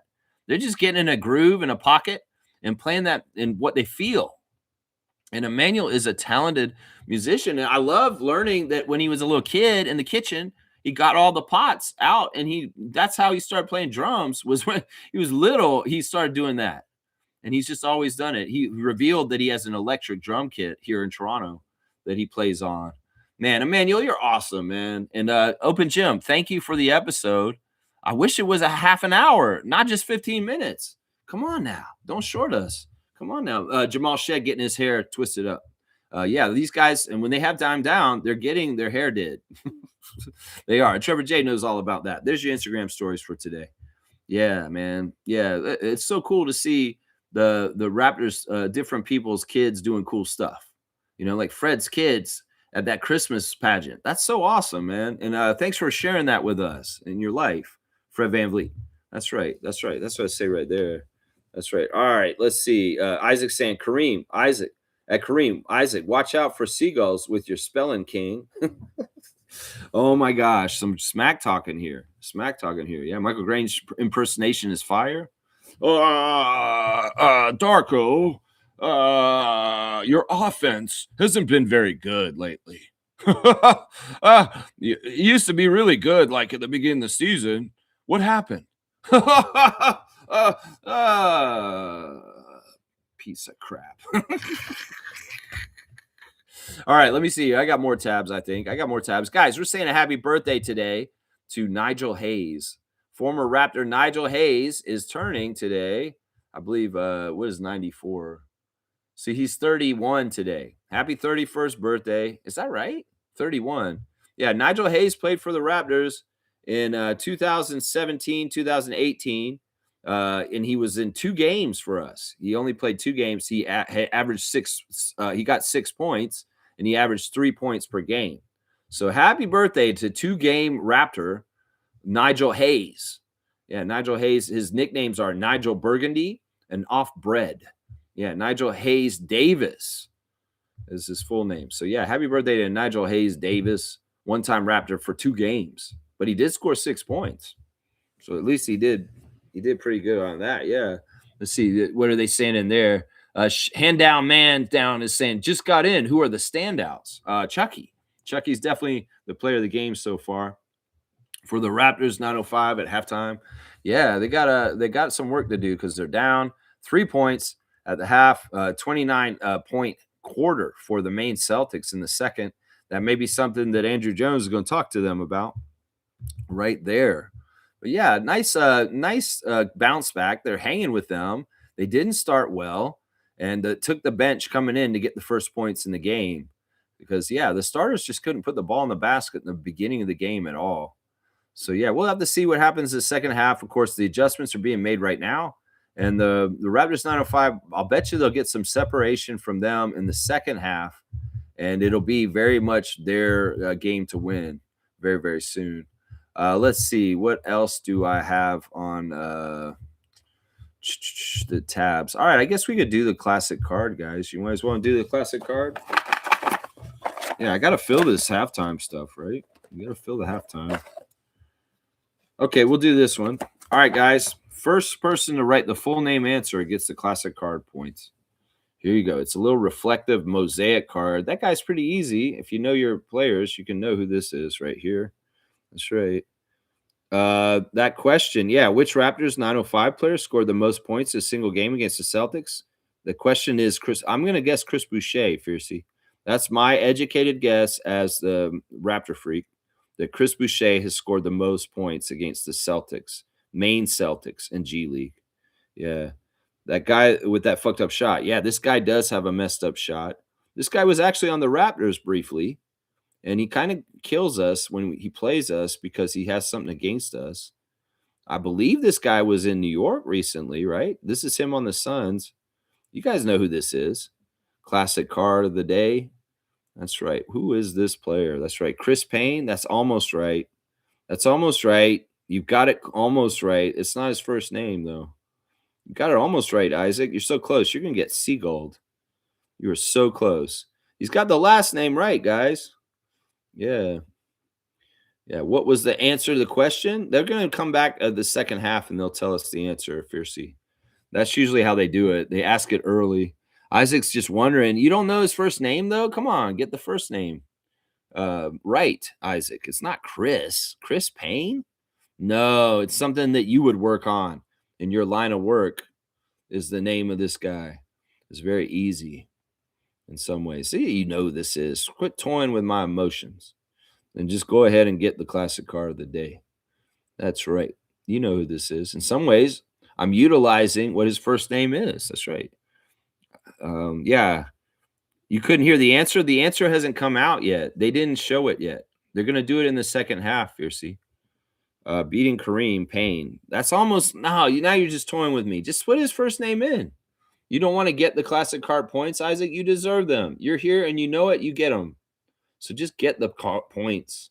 You're trying to throw it up there in the air and let somebody dunk it. No, just go get it. Just go get it. That unselfishness is messing us up right there. You need to be selfish on this one. That's right. You don't remember? Well, I gave you a clue. His first name would make his name like a Max Payne. See, now you're thinking right. Yeah, it's something stupid like that. His last name is Payne, but the clue is his name is something that you would work on in your life. There you go. You gave it right up to him. It's right. His name is Cameron. Campaign. Isaac would work on a campaign. So Kareem Seagulled you today. It's Cameron Payne, and boom goes the dynamite. There you go, Kareem Thomas. You got the classic card of the day, Cameron Payne. And now Isaac is feeling Max Payne. That's right. From the really obvious, like he had a French fry he's just holding in there that got Seagull. He's just holding it out in the air. It's like, somebody come take it. So, all right, KT got it. That's right. That's right. So we'll give him for that card, I guess 100. We'll give him 100 for the classic card today. They're back and shooting around for the second half here. That's right. Thanks for the alley-oop. I want my classic card points converted to dunks. Maybe there is some sort of weird Raptor Freak transaction. Is this just like going from money to crypto? We'll do some sort of like transfer of balance. I don't know. It's just like in a video game. What is the gold coin worth for the points that you get for free? I don't know. Which is more valuable, trivia points or dunks? I don't know how I would convert those currencies. Like what rate, exchange rates would these be? Yeah, what would they be? I take suggestions. I don't know, Kareem. Let's bargain here. How many trivia points do you want to give for dunking or vice versa? Which one matters to you more? Yeah, I don't know. This seems shady. It doesn't feel right. I feel icky. I feel icky now. I don't think we'll do this. Fiercely saying, Lex, did you see my answer? I put in campaign. Where? I don't see. Oh, you did up there. Yeah. Okay. Wait. She did put it in there. She did put it in there. Okay. Yeah. All right. I'm going to give it to Fiercey. Sorry, Kareem. You don't get it. You don't get it. It's actually Fiercey's. I didn't see hers because I was so laughing at Isaac that I didn't see it. So you know what? You're right, Fiercey. You got it. You got it. That's right. Looks like I may have to buy my dunk trophy this year. Your trophy, your original trophy is still here with me. I still haven't been able to give it to you, which is a copy of Doug Smith's We the North, autographed by me. I got to get that book to you still, man. I think that's the book that's on the show. Like you can see it in the background in the studio. Anyway, all right, they're showing highlights of the Celtics hitting a bunch of threes right now on the screen. Shulga making all these baskets. That's what they're showing right now. I guess I should do a water break in honor of Joe.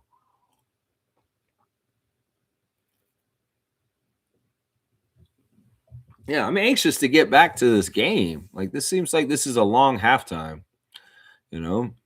Seems like a long halftime for this, usually they seem like they go by really fast. Let's see, is there anything else on my tabs that I need to do to clean up and get done before so I can get done right at the end and just sign off right at the end? No, I think I've done all my tabs at this point. As I said, tomorrow I'll do a preview for the Miami game first thing in the morning. No, it's Chris. It's Chris Boucher. It's Chris. I'm gonna write that in now. I'm gonna get the glory right here. Chris Boucher is the answer.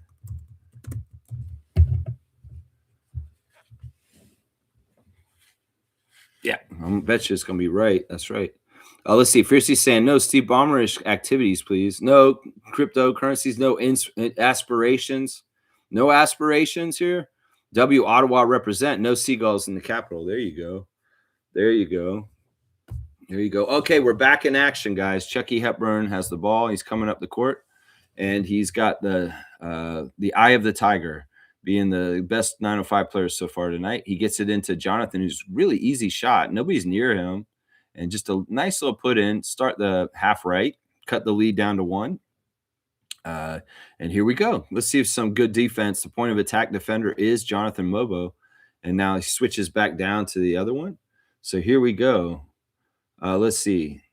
Over to Shulga. Shulga's out top, and they're working it around. He goes into the lane. He lays it up, and it's rebounded by Mobo, but there's a foul. I don't know if that's answers right yet, Fiercey. They haven't revealed the answer yet, Fiercey, is what I'm trying to tell you. They give you the question in the first half, and they don't tell you the answer to the trivia until like the third quarter, like in the middle of it. So they haven't told us the answer to the trivia yet. That's my educated guess that Chris Boucher is the answer to it. So yeah, I don't know if it is for sure. Yeah. All right, here we go. We're coming back the other way. Maine is up by 3 after making some points there. And Jonathan gives the ball. He's going to work it around. He's looking for Key, looking up top. As Elijah's got it. He gives it to Key at the top, and Key for 3. Key for 3. Yeah. It's all good. It's all good. I don't know if that's for true. Like they're going to reveal it in the next little while. They'll put the question back up, and they'll write the answer on it.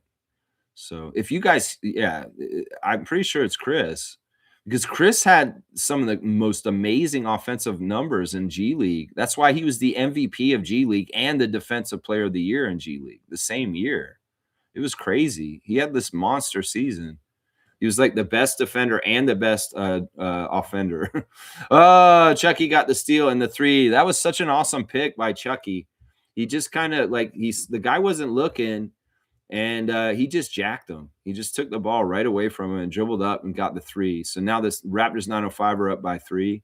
Fantastic. Great start to the third. Chucky's hands are on it again. And look, Jonathan's involved too. And they're going to jump it. There's a jump ball right there. Yeah. Chris Boucher for prime minister. All right. He knows what he knows a lot about life. That's right. He'd be a good person. He's humble. He's got a heart. He's somebody who would, think about the people and what's best for everybody. That's right. Jump ball. Here we go. Let's go 905. Chucky's does not have the advantage, but the Raptors 905 got the ball still, which is awesome. Yeah, let's see. Over there, and let's see. Elijah taking the 3, and he's money. He's really, really good. Okay, there's a Maine Celtics fan talking trash in the chat now. Great coming in soon. Raptors going to be locked down. Okay, I'll believe it when I see it. If that guy was playing in the first half, he's already been in. Anyway, all right, let's see. 77's got the ball. He's working around with Shulga. Shulga comes around the pick, and he gets the top of the key, and it's out to 11. He hits the 3. So, yeah, it's going to be a little bit back and forth. 65-62, Raptors 905 with the lead. We're in the third quarter. Raptors 905 working the ball. Elijah Martin with a nice little runner, and Olivier's there to dunk it. Hey, Sar, you made it. I love it. 5-point lead now. Maine's going to try and come back, but we'll see. Is the streak in jeopardy for the Raptors 905? Well, it's a close game, and, Raptors 905 have work to do. They still have almost a full half to play very good basketball and do it right. Sarah's out. Julian Reese coming in. And we got David Roddy in the game also with Tyreek Key and Martin and Hepburn. So, yeah, good to see Reese and Roddy in the game right away in the half. Yeah, we'll see what happens here. They're inbounding the Celtics. Nice, good defense. 27 drives, and he has a nice open lane for a left-handed jam. Amari Williams, number 77, two-way for the Boston Celtics. David Roddy with a quick three. It looked good, but he's off. And the Celtics get the rebound, not really getting back in time. There's like a very quick transition right there. Number 5 takes the three, and he's off. And Reese has the rebound. Hepburn to Martin. Martin bringing it over. He's looking around. Nice dribble by Martin. He comes around Reese's pick, and he puts up a little left-handed shot. It's off. Jackie Hepburn does a nice fancy dribble over the corner to Tyreek. Tyreek for three, and that's a goaltend, I believe. Unless there's a foul before that. You can't do that. You can't jump up there and hit the ball out of the air when it's almost at the rim. So I'm not sure where the call is. I guess there was a foul off the ball. So it will be Raptors ball side out. That's right. Mo's saying keeping the spirits up. Keep battling 905. There you go. David Roddy looks for Elijah, and he's trying to get the ball wrapped around to Reese, but Reese doesn't totally cut strong enough. And he was also a little bit out of control and falling down. All right, Maine Celtics inbound the ball. 3-point lead for 905. Jonathan Mobo, full court pressure. Really good job on Shulga. Really, really good defender. And Elijah gets bumped back by 5. Around the corner, this goes 11. He thinks about shooting. Then he passes it up back to Shulga. Shulga driving on the other side.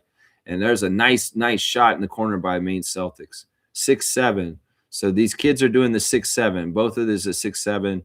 This is the score for both teams. And all the kids go crazy about 6-7. Are there people mindlessly moving their arms in the audience?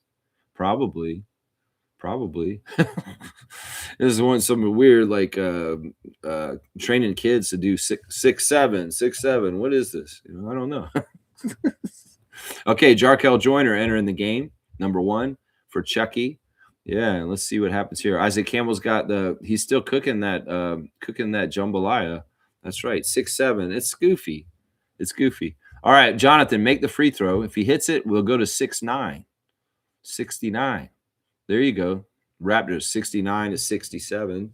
77 Williams bringing the ball up the court. The big man looking around, looking for something. Gives the ball to the little guy, number 3. He spins at the top and he drives, and it's a nice little nifty move layup by Amari Williams of the Maine Celtics, tying up the game. 69. Yeah, 6-7 originates from a stupid song Fiercely Jr. made me listen to. Yeah, it's something all the kids are really into. Looks like Julian Reese got hit in the eye. Does he have contacts? Because it looks like he's looking for contact. Looks like Julian's looking for contact. Got his contact knocked out. All right, let's see the play and the replay. That's not really good replay work, production team. Whoever the hell showed that? Like, why? All right, so Julian's going to go to the free throw line. Now, if he lost the contact, I wonder if his free throw shooting will be weird. I hope he makes it. He's been perfect at the line so far. But, yeah, we'll have to see. Cooked up by Gray again. Cooked like stir fry on a Tuesday. What are you talking about? That guy Mook is crazy. What has Gray done? Y'all are down by 2. And we're the team that's 12-0, buddy. Yeah, who's this guy, Muck? Cooked up by Gray. All right, here we go. They're moving around. Let's see what happens here with the Celtics. Hopefully the Raptors 9-5 can just get a stop. Julian Reese with a nice contest. And there's Patrick McCaw, NBA champion, with the Toronto Raptors bringing down the rebound. Jonathan Mobo on the move. He gets the ball out to McCaw to Roddy. Roddy very much driving. He's not easy to stop. There's a tip by Reese. There's a call. There's a whistle. And a foul on the Celtics. 2-point lead for 9:05 in the third quarter. David Roddy coming down strong, trying to make some room. But, yeah, it looks like he may have gotten hit while he brought his arm up. So Roddy at the line for a free throw for 2 points. He can extend the lead to 4 here. There's that room, the mystery room. See them turn the lights on. Watch, see? They turn the lights off. Like, why did they do that? It's so weird. They did it again. They turned the lights off. He missed it. I don't know if that made him miss the weird room. So strange. All right, here we go. Celtics on offense. Jonathan Mobo guarding the ball. Number one in the corner. He takes the shot. He misses it. Rebound by the Raptors, 9:05. It's Quincy Guerrier coming across the court. He gets it back to Jonathan. Jonathan's setting it up. Patrick McCaw gets the pat. McCaw for three. He missed it. All right. Celtics rebound. Coming back the other way. Let's see what they do here. Pushing it. Shulga for three. He's off. And a rebound by Roddy. Roddy bringing it back. He's looking at Quincy. Quincy drives down the lane, and he gets a nice little layup. It looks like it's and one, too. Unless, no, or are they doing timeout? What is this? This is goofy.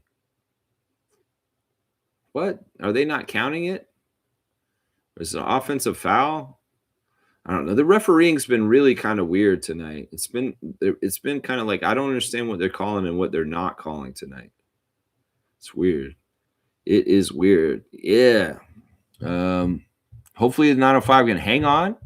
And even though it's still close in the third right now, they can manage the game and show that they've been very good at doing that and get the win and be a baker's dozen, 13-0. And, well, one more game, and then the tip-off tournament season's over, and that's Tuesday morning against the Westchester Knicks in Westchester at 11 a.m. Eastern time, and it will be a school days game with kids there. And the Westchester Knicks, their record is like 1-12 right now, guys. They've won one game this season, and they've lost a dozen themselves. So it'll be their last game of their tip-off tournament season. That's right. Isaacson, I always thought 6'7" originated from the number after 66. All right, he's trying. All right, this is actually pretty good. I'll give him a three-pointer for this. So you get a three-pointer for this. This is pretty good. 296, Isaac Campbell. That's pretty good. That's pretty good. Yeah, I don't know. I thought it had to do with height or something, right? Height, 6'7", 6'7". I don't know. There's the Maine Celtics or the Martin Luther King Jr. Memorial. That's it. That's cool. That's interesting. Yeah. Yeah, I think that Isaac's right. That's the origination. It's like the numbers, the numeral sequence right there. Yeah, this game, man. I don't even know why they stopped the game just now. Was it timeout or something? Let's keep going. 2-point lead. Raptors 9:05, 6:14 on the clock in the third. And it's the Celtics ball, inbounding it. Referee Budnick hands the ball, and there we go. Coming across the court, the Maine Celtics. Let's see if they can tie it up or take the lead here. Hopefully a good stop by the Raptors 905. No fouls and just a turnover, maybe a steal or a block. There's a three. It's off, but there's a no box out. And the Celtics get the putback to tie the game. Ward with the putback. Jarkel Joyner crosses the half-court line. Let's see if the professional scorer, Jarkel Joyner, can help the Raptors 905 get some points on the board in the third here. He loses his dribble for a second, collects it, goes right down the lane. And look at that beautiful layup, but he misses it just off the rim. But Quincy's there to clean it up, and he gets fouled on the offensive rebound.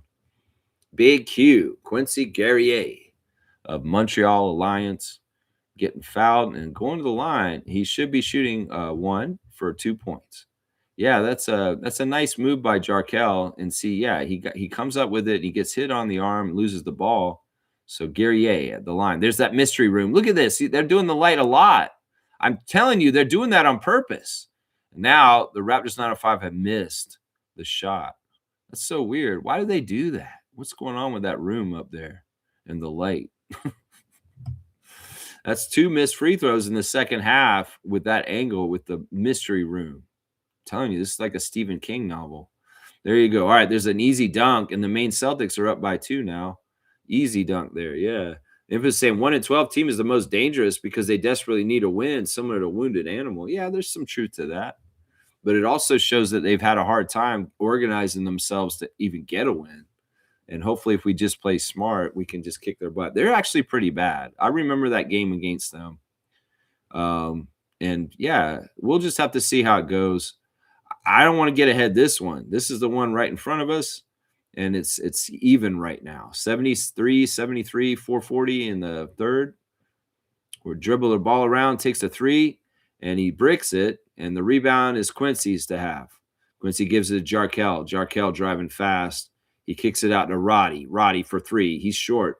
And Maine gets the rebound. They're coming back the other way. A quick, fast transition, and that's an easy hammer dunk by Brown, number 5. Man, that's a nice dunk. 2-point lead now for Celtics. It's really been going back and forth. And, well, we'll have to see if either team can go on a run and get some separation. But it's been a very tethered together kind of game, back and forth between the two teams. Let's see. Jonathan Mobo working at the other side. He gets down there, but he loses the ball. It's turnover. Celtics coming back the other way. Layup. And they increase their lead now, or they to 4, 77-73. Yeah, and Andrew Jones calls a timeout. He doesn't like that energy starting to generate, so he's going to call a timeout and stop it before he can. Yeah, there's a behind the back pass for that dunk there for Brown. Pretty cool pass there. Yeah, so yeah, Andrew's got to get them set up here. If anything, that's just to get them a breather and stop the good energy building for the Maine Celtics right there. I'm really wondering about that room. That room is creepy. Like, why do they flash the lights like that? I feel like they are breaking G League rules by trying to do something fishy to alter the game, because they flip those lights and people start missing free throws. It's weird. I don't know. Sounds conspiracy theory, Lex. Yeah, maybe it is. Maybe it is. They got all kinds of people out on the court right now. The Maine Celtics mascot is number 0, and he's kind of creepy, man. Humanoid lobster. Kind of weird, man. Yeah, but yeah, they're doing so. Okay, here's the trivia, Fiercey. See, they're going to give the answer right now. It's going to be Chris Boucher. Watch. I'll bet you money it's Chris Boucher, because they want to celebrate their own player, and he's on their team right now, and he probably does have this. Which 905 player scored the most points in a single game versus Maine? I ain't even got to say nothing. What is Muck saying? It doesn't matter. We're going to get this by the end of it, my guy. That's right. All right, what's the answer? Just tell us the answer.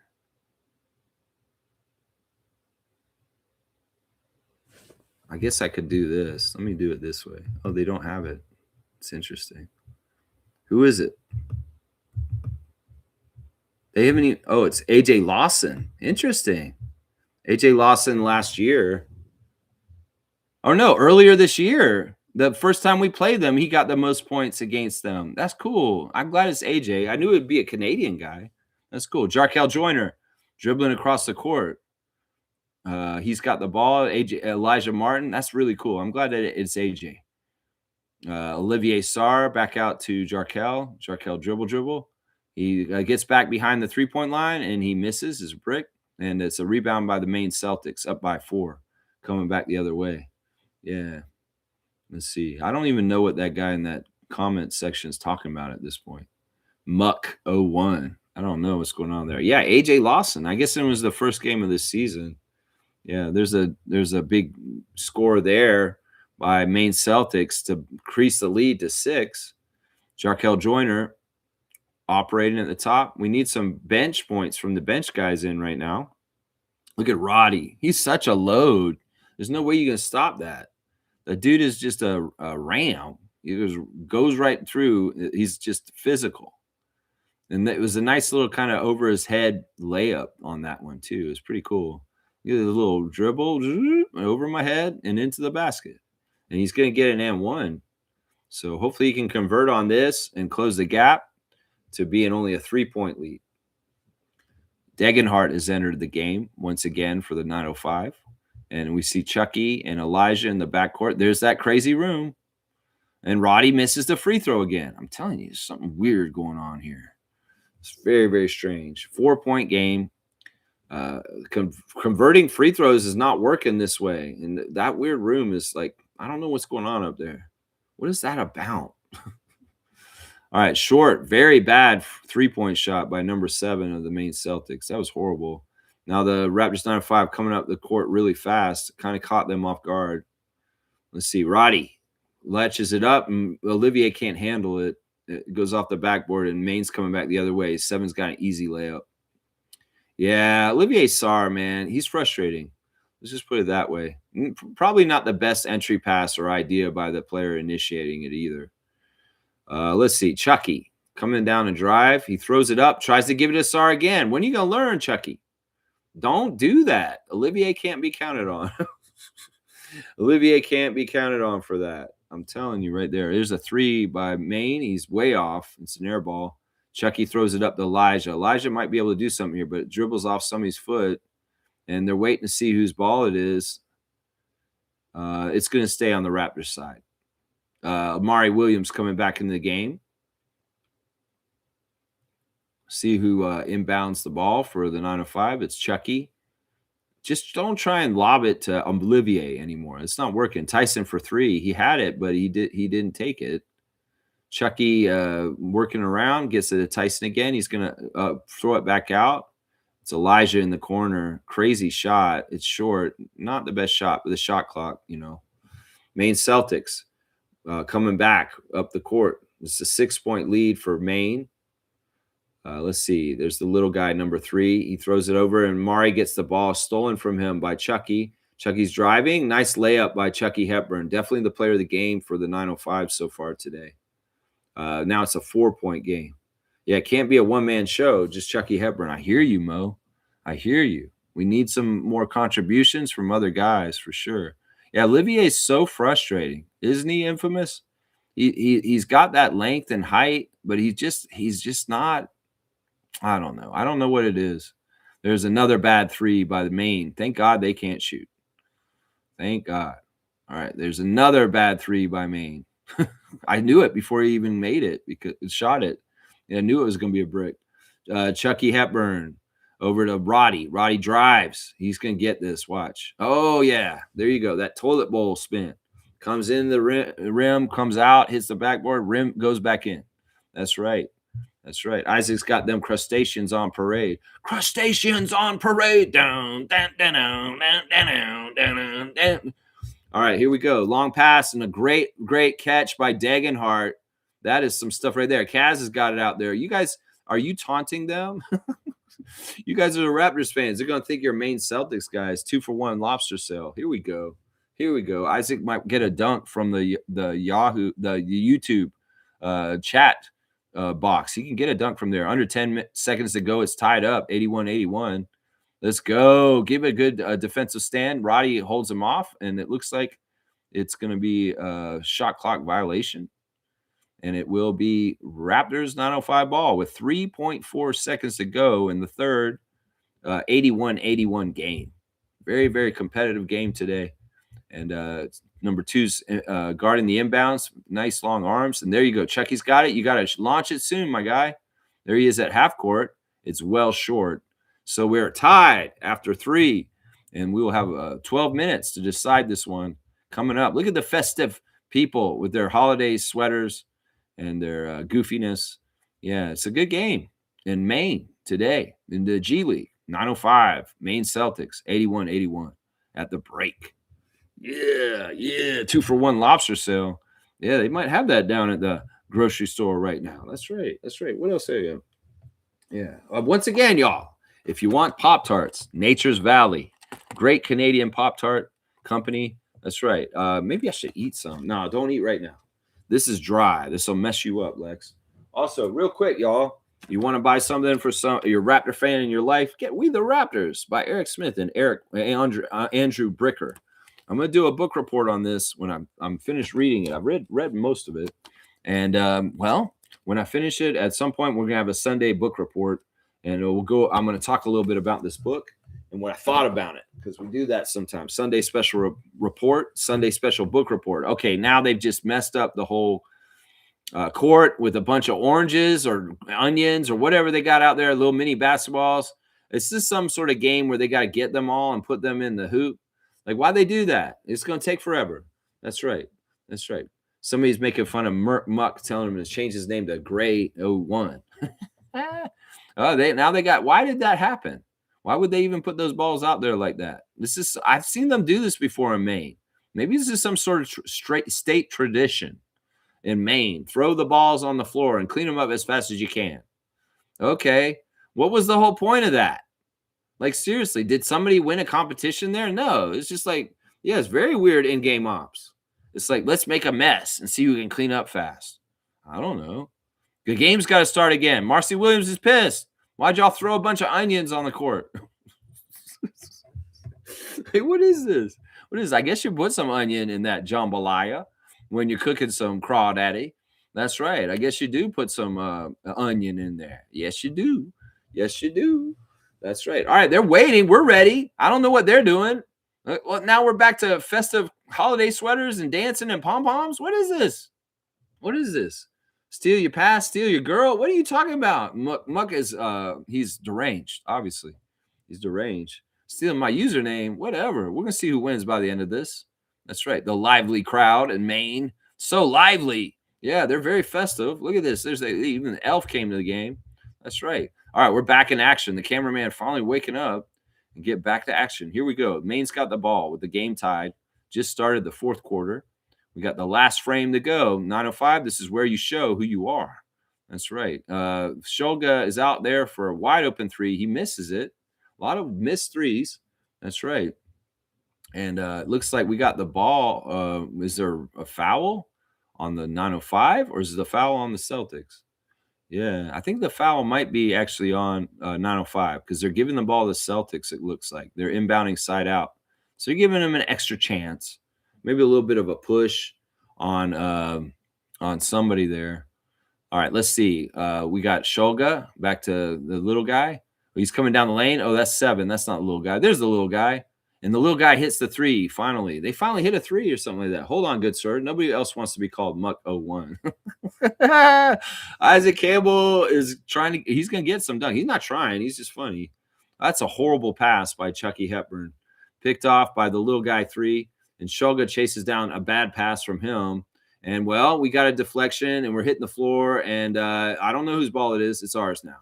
That's right. Quincy Guerrier getting it, and it's now in Chucky's hands.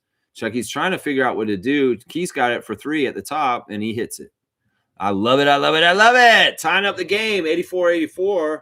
That's right, Orwell. Let's go. Here we go now. We got Max Shulga pointing things out. He's obviously the leader for the Maine Celtics. He's had the ball most of the game as the main guy here.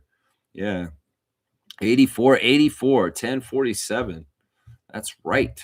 10:47 to go in the game. Hopefully the 9:05 can start separating from them and get a nice little cushion because they are on the road. And in some ways, when you are on the road, you want to have that lead late in the game so there's no funny stuff.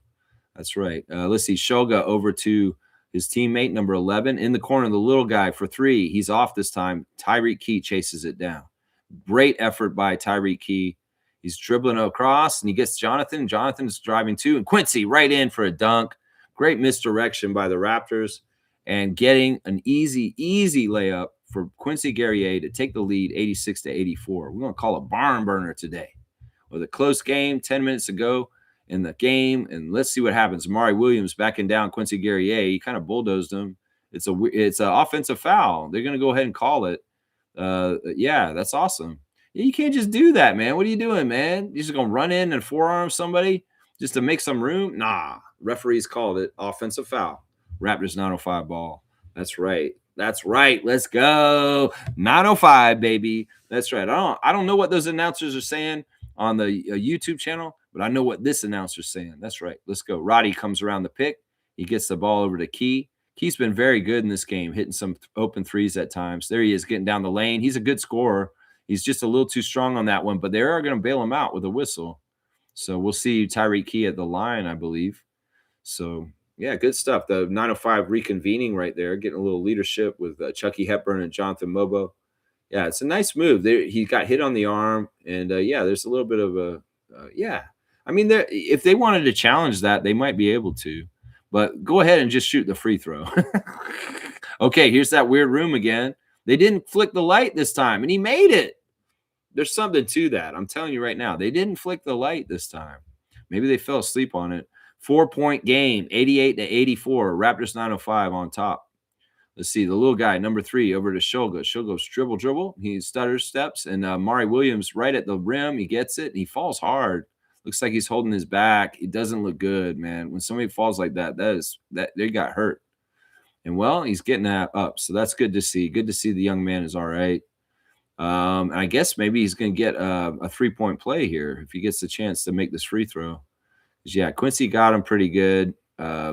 And it looks like his 3-point play as long as he makes the shot. Because nice finish through the contact. So, yeah, 88-86. He could cut this lead to 1. 9:40 on the clock. And Julian Reese has re-entered the game for the Raptors 905 along with Jarkel Joyner. Let's see. Amari Williams at the line. And he makes it. So, yeah, it's 87-88. Raptors 905 by 1. Jarkel Joyner with the ball. Dribbles up court. He's looking up ahead, skipping in his shot, skipping in his step. Roddy into Reese. Reese is set up at the high post. He gives a nice screen. He rolls. Jarkel follows him into the free throw lane, and he gets the shot. Nice measured offense. Very, very purposeful and doing what they're doing. That's right. Let's see. Shulga loses the dribble for a sec. Quincy's right up on him. It looked like he was holding his hand. They're really good defense by the Raptors 905, and they get a horrible shot, and Tyreek Key cleans it up. Coming back the other way aggressively, Roddy's got it now. Roddy back out to Key for 3. He misses it. It's a brick. Amari Williams with the rebound. He throws it up court fast, and it's a quick layup by the Maine Celtics. The Raptors 905 not back. 1-point game, 90-89, 8:42 on the clock. We got a barn burner, y'all. Jarkel Joyner dribbling against Max Shulga. Goes around a Julian Reese pick. He gets lots of room and does a bounding move into the lane. Does not complete it, but it looks like there's a foul. He's out of bounds. Yeah. Looks like there's a foul. And Jarkel's slow to get up. Julian's checking on him. Maybe he's milking it just to get the call. That could be part of it right there. So, yeah. Are they setting up for a free throw? No, it looks like it's a side out. Nope, they are setting up for free throw. Okay, so Jarkel will shoot 1 for 2 points. So make it count. There's a little bit of trash talk in there right there between 7 and 1. 7 on the Celtics and 1 on the 905. All right, let's see if Jarkel, he's a good free throw shooter. Should be able to do it. That's a nice, crazy Euro step bounding through the lane. A lot of cover there. He made it. So we're up 92-89, 3-point lead. Shulga with the ball. Or no, that's number 3. That's the little guy. All right, dribbling around. Celtics. They take a 3, and they're going to brick it. No, they're rimmed out. Raptors are fighting for the rebound. Quincy in there fighting. Looks like he might have stepped out of bounds, so it's Boston Celtics ball still. Still Celtics ball, even though a nice effort by Quincy Guerrier there. Reset. Underneath the basket inbounding. Elijah Martin back in the game. We got Degenhart, Joyner, Martin, Reese, and Guerrier. A nice mix of the bench with Elijah. That's a short shot by 11. And I don't know if they'll give it to him this time. Marcy's giving the ball to the 905. Good call by referee Williams. You got your chance. They gave you the last call. And this time we get that call. And that's kind of how it goes with refs, guys. If it's a little 50-50 and nobody's exactly sure, well, what was the last call? They gave the preference to the Celtics and they kept the ball. Well, this time it was our ball. So, yeah, that was lackadaisical. That was just they didn't get back in time on that last score by the Celtics there. Yeah. All right. It's a fun, exciting game for a Sunday afternoon. Very, very close. Very, very, very close. This guy's talking trash about Maine on the chat here. Hard to believe Cooper Flagg from just outside Bangor, Maine is a bigger as boring place as New Brunswick. All right. Marcy Williams is watching some cartoons over there with Budnick I wonder what they're watching for, or what they're trying to determine here. Referee Budnick and Williams. Maybe they're looking at who is actually out on. Who knows? Because is there a challenge? There could be actually a challenge right now that the Maine Celtics have called a challenge because they don't think that the ball was out on them, and they think it was out on Raptors 905. Who knows? Well, now they're doing more weird in-game ops. They got these balls out there again, and they're trying to see how many balls this one girl can hold. It's kind of crazy. Oh, yeah, they are looking to see who it went off of. I mean, at that point, it looks like that's on the Celtics hand. That's not a good angle to look at it from. It's not like you're gonna be able to see it. Yep, it is a coach's challenge on who hit it out of bounds. I mean, it looks like, I think Marcy's right. See, it looks like we're collecting, but the Celtic hits it out of the hand of the Raptors 905 who is collecting. That's what it looks like to me. It looks like the guy in the back that's closest to the camera is the guy who hit it out, number 11. But this is a horrible camera angle to try and see this from. To see Quincy would grab it. He's got his hand on the ball there, and he would just pull it down. But this other guy behind him smacked it out of his hand. That's the call right there. Now, did it hit more of Quincy's hand after the guy hit it?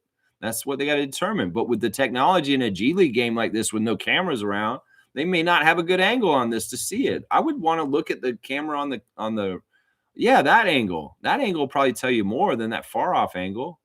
Like this one right here. See, Quincy's got it. There's actually a Celtic has got his hand on it there too. And they pushed it off of his hand, although it looks like it's on Quincy's hand there. No, wait, that's not his hand. It's the guy behind. So there's two Celtics there that have got their hand on. That guy hit it right there. The guy behind Quincy. And honestly, you could actually call it over the back on that one. Over the back. So I think the call stands. As far as what I saw right there, challenge unsuccessful. You lose your challenge. You use the timeout. Raptors 905 ball. That's what I think it is right there. Yeah. Jimmy Pope is here. Good to see the Pope of positivity. 905 been killing it. Yeah, we're in a little bit of a dogfight this afternoon. We're a perfect 12-0 record. We're trying to get 13-0. And, well, the Maine Celtics are running really close with us. Back and forth. A lot of lead changes. Very, very exciting game so far today. And it looks like it's going to be right down the wire here in the fourth quarter.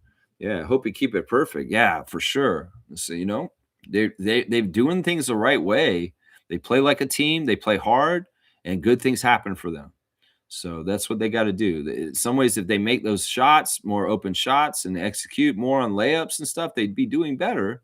But they're hitting their free throws for the most part. So, yeah, that challenge was denied. It's the Raptors 905's ball, and we're coming back to action. Do not challenge Marcy Williams. She knows what she saw. Jarkel Joyner driving. He gets it out to Elijah for an open three. It's off the side of the rim, and it's hit out. It almost looked like he was out of bounds, but Maine controls the ball. Coming back the other way with a 3-point deficit, the Maine Celtics are down to the 905. Let's see, two has it at the top. It looks like he just double dribbled. They didn't call it. Like, what's going on here? The man picked up his dribble, and then he dribbled again. Block by Degenhart? No, it's a strong move. They close the gap. 1-point lead for 905. And we got game. Jarkel Joyner. Let's see if you can fill it up, my guy. He calls for the pick from Quincy. Quincy falls off. He drives himself. And they don't call that. That's a flop. And there's a three-pointer by Degenhart. That's right. Better not call that flop that dude just did. 95-91 for Raptors 905. Tyson Degenhart with a huge three right there. Yeah, unsuccessful challenge for Maine right there. I can't hear what their announcers are saying. I can only go by what I'm seeing. And it looked like it would be unsuccessful when I saw it too. Yeah, 11 shooting the three. He's off, and a collected rebound by Julian. He chases it down in the corner. And we got Elijah Martin coming across the court. G League Player of the Week, Elijah Martin, goes around Julian Reese, heads towards the lane, puts up a shot. It's off the side of the backboard. Coming back the other way, number 3 for Maine Celtics. And did Tyson get it? No, it's a blocking foul. The foul's on Tyson. He didn't get set in time. So it's the foul on 905. It's a good idea, though. He almost got there. He tried to get set. Yeah, he's too moving. He wasn't there in time. So good call by the ref. And well, there's a timeout now. They're going to call a timeout. Oh, maybe a coach's challenge. It could be that the 905 have decided to use a challenge here to see if this is actually an offensive foul. Very interesting. The Celtics are the main reason they're losing. All right, Isaac, I'm gonna give you another dunk, man. You're gonna get another dunk. You're getting dunks in both chats. It's crazy. You can get a dunk over there, you dunk over here. All right, so this is just another 3-pointer, and 299. 299 is the total for Isaac, and Kareem is at 302. So it's a 3-point lead. It's honestly, if Isaac gets another dunk right now, he will be tied with Kareem for the dunking lead this year. This is crazy, man. Crazy. Fiercely saying broadcast 2 for 11 by Martin after being named the player of the week. Are they talking trash about Elijah Martin? I mean, look, he's you know what? He hasn't had a good couple games. He didn't play good the last game either. So, players are going to go up and down. This award was for last week. And in some ways, they got to understand the dude got 30-point games, like 3 games in a row. And we've been perfect this year. That's why we got the award. So whatever they're trying to say on there, they should STFU. Yeah. Fiercely saying, just wait. He will hit a huge shot for us to win the game. Yeah, that's not even really like, in some ways, it's like, look, the thing about the 905 is they have balance. That's a great thing about them. AJ Lawson is out. Elijah Martin is not playing well, and he's the G League player of the week. And they're still like got the lead right now in this game. So it's like they can say whatever they want. Elijah's going through a little bit of a shooting slump in the last 2 games because he didn't shoot well in the last game either. That's right. Let's go 905. That's right, fan. That's right. Let's go. 95 to 91. 95. 95. That's right. Raptor. 95. 6:24 on the clock. And they got a full shot clock. And, well, let's just see what happens here. What was the call here?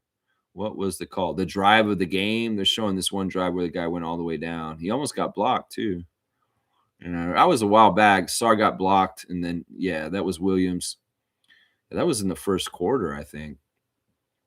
So, all right, he makes the free throw, and the call stood. So the Raptors 905 lost the challenge. It was not a offensive charge. It was a defensive foul, blocking foul. Elijah Martin gets the ball to Jonathan Mobo. 2-point game. Raptors 905 want to increase the lead. There's Olivier Sarr for 3, and he nails it. See, that'll make you be liked more. Right there, 98 to 93. Man can't make a dunk, but he can make a 3 like that. I don't know. I don't know what to say. Max Shulga guarded by Mobo at the half court. Let's see, good job by Jonathan. He's really showing versatility the way he guards in this league.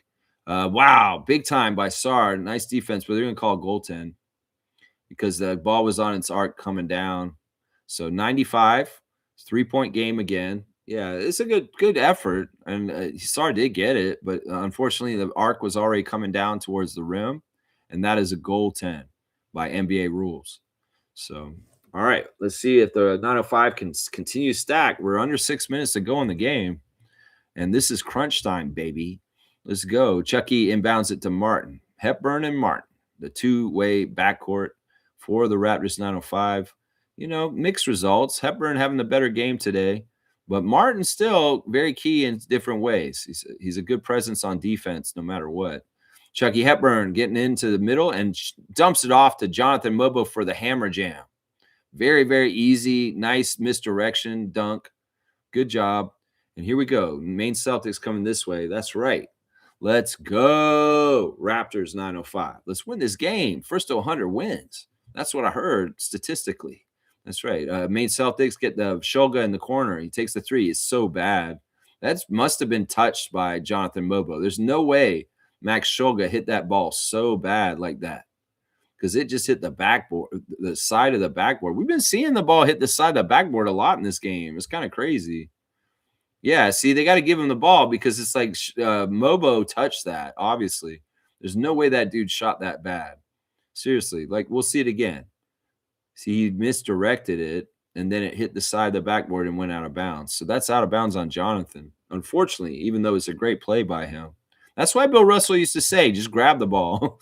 Don't hit it. Take it down with you so you retain possession. All right, let's see. Number 2 is dribbling against Sar. He dumps it off to number 1. Number 1 shoots it, and he's off. It's a brick, but they get offensive rebound, but he can't collect it. Jonathan Mobo gets it. Chucky Hepburn in the point guard spot, getting to Roddy. Roddy turns around, but he gets fouled. So a foul on Maine Celtics. Let's see what it's going to be a side out because it's a non-shooting foul, and they're not in the penalty. At least I don't think they are. No, yeah, see, they're siding out. Okay, Roddy will inbound the ball. Referee Budnick holding him, hands him the ball. Oh, wait, no, they're going to give it to Mobo to inbound it. Get Roddy set up on the other side for a 3, possibly. Olivier Sarr gets the ball from the inbounder, and there's Roddy with the ball. Let's see, comes around the pick, coming down the lane, over in the corner to Jonathan, who takes the 3, and he nails it. Nice corner 3 by J-Mo. That's Scotty Barnes' son, y'all. All right, yeah, 102-95, 7-point lead with 4.5 to go. This is good because if the 905 can get this lead stretched to 10 points, they have a really good chance to win in these last few minutes. So this is a really crucial time to get a stop and get one more big 3 or at least a 2, because then, we can manage a double-digit lead with whatever happens in some ways. Like, we just got to keep this double-digit lead, and we should be cruising to 13-0. So we'll see. Lots of cute kids at the game wearing their Celtic stuff and their holiday festive stuff. Get loud. Get on your feet. The festive cheer is all round in there. That's right. Look at these people are just so happy. Some guys like clapping sarcastically there. He's like just not really into it. He's bah humbugging. Bah humbug. Ugh. This is like, if you lived in Maine, would you want to come to this game in the middle afternoon? Probably. It might be pretty fun. It's inside. It's inside. You might have fun coming to this game. It seems like they get good support for this team. Good support. It's usually this arena, like I said before, is usually pretty full. Although in the ends, it looks like there's a lot of blue seats showing. There's a couple of areas where it looks like it's a little empty. All right, Maine's inbounding the ball, and they're setting up here. Let's see what happens here. Good defense by 905. No fouls. Get a steal or a block, guys. Good defense. No fouls. No fouls. That's right. Block. Yeah, and we got a 905 fan talking trash now. That's what we wanted. Chucky Hepburn coming back the other way. He gets it to Jonathan. They're setting up. The clock is on their side. In some ways, you really want to utilize the clock time as much as you can. Key's got it. Key's dribbling in. He gets to Roddy. Roddy's a load. Watch what he does here, guys. Back out to Chucky. Chucky's got to do something with it. He's got to do something with it. He takes a long 3, and it's a bomb 3. Chucky showing clutch. This is something that he's done in the last couple games where he hits a 3 in the last 5 minutes of game where it really matters. Maybe he doesn't make a 3 in the first half, but then he makes a 3 at the end of the game. That's right, Chucky. 10-point lead for the Raptors 905. This is when you want it. That's right. Okay, they make that shot, cut the lead back down to 8, 105-97. Let's go, 905. It's time. 3.5 minutes to go. It's time to do this. That's right. Chucky with the ball operating, looking around, assessing and looking. And Tyreek comes around, gives him kind of a pick to get some move. He gets the mismatch. Now he's got he's got Shulga on him. He's going to try and shoot over Shulga, and he nails it. Look at that, the confidence of Chucky Hepburn to call his own number and say, I want to take this one, guys. I want to take this one. Let me back down Max Shulga, another 2-way, and show him just exactly who I am. Fade away. That's right. 3-pointer, fade away, 5-point run by Chucky Hepburn. 10-point lead, Raptors 905. There's a short shot, and a rebound is handled by 905. Coming back the other way, Chucky. That's right. It's showing it at the end. That's right. Chucky over Gray. That's right, cool kid. The cool kids know. And the dagger has been thrown. That's right. The cool kids know. Put this man on the main squad is what these guys are saying now about Chucky. Chucky throws a long pass to Tyreek. Tyreek gets it back to Chucky. Chucky drives, gets it to Olivier for 3. It's a bad shot. Too long. And Celtics have the ball. 2.5 to go. 10-point lead. Raptors 905 in the driver's seat. They close and land this plane on the runway safely for a 13-0 season, undefeated. Perfect season. That's right. That's what we're trying to do here. 2 minutes to go, just barely over 2 minutes. Let's see. Celtics are having a hard time. The defense or the 905 getting them late in the shot clock. They take a three and they nail it right at the end. They needed that one. Now it's a 7-point game, 2 minutes to go. This is why we do this, baby. This is the big time, baby. This is why you play. That's right. Jonathan Mobo has the ball. He's surveying the scene. They're going to let him do some stuff because Chucky's been working hard the last couple of sessions. Back to Chucky. Chucky's looking around. He breaks through the double team. He gets to the lane. He passes off to Sar, and Sar makes the dunk.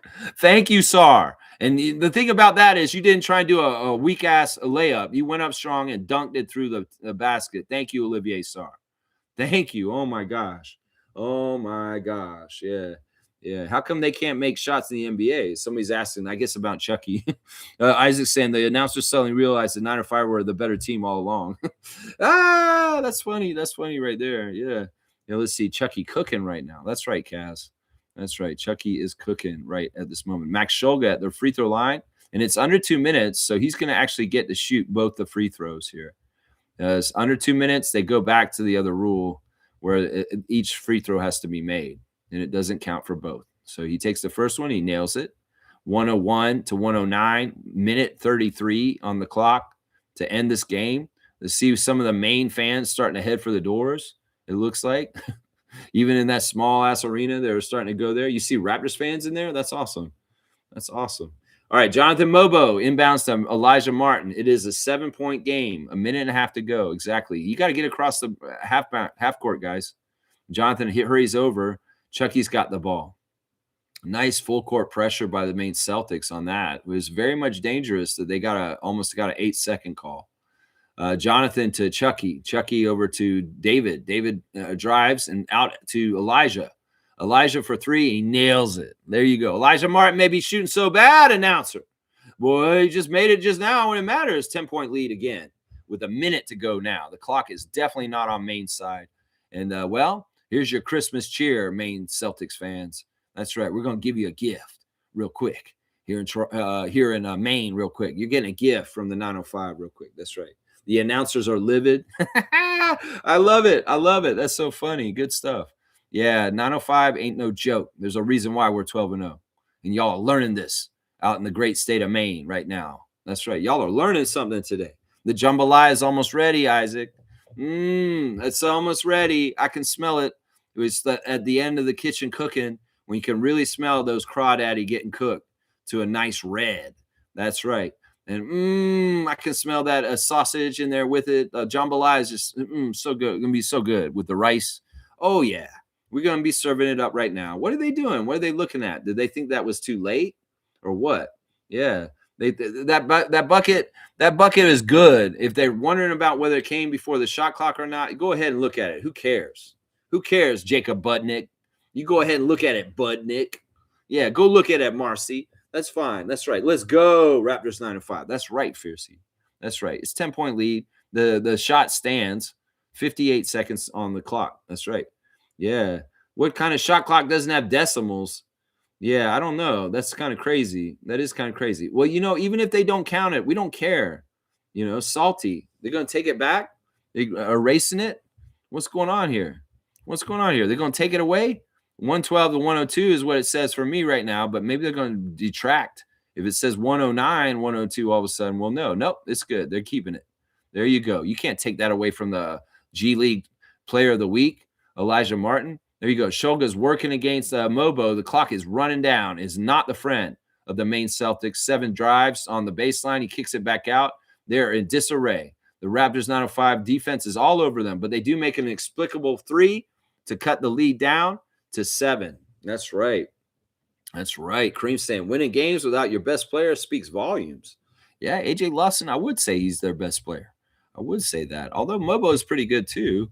And as well as Hepburn and Martin, for sure. Marcy Williams holding the ball, 40 seconds on the clock, 7-point lead for the 905. They're working for that baker's dozen.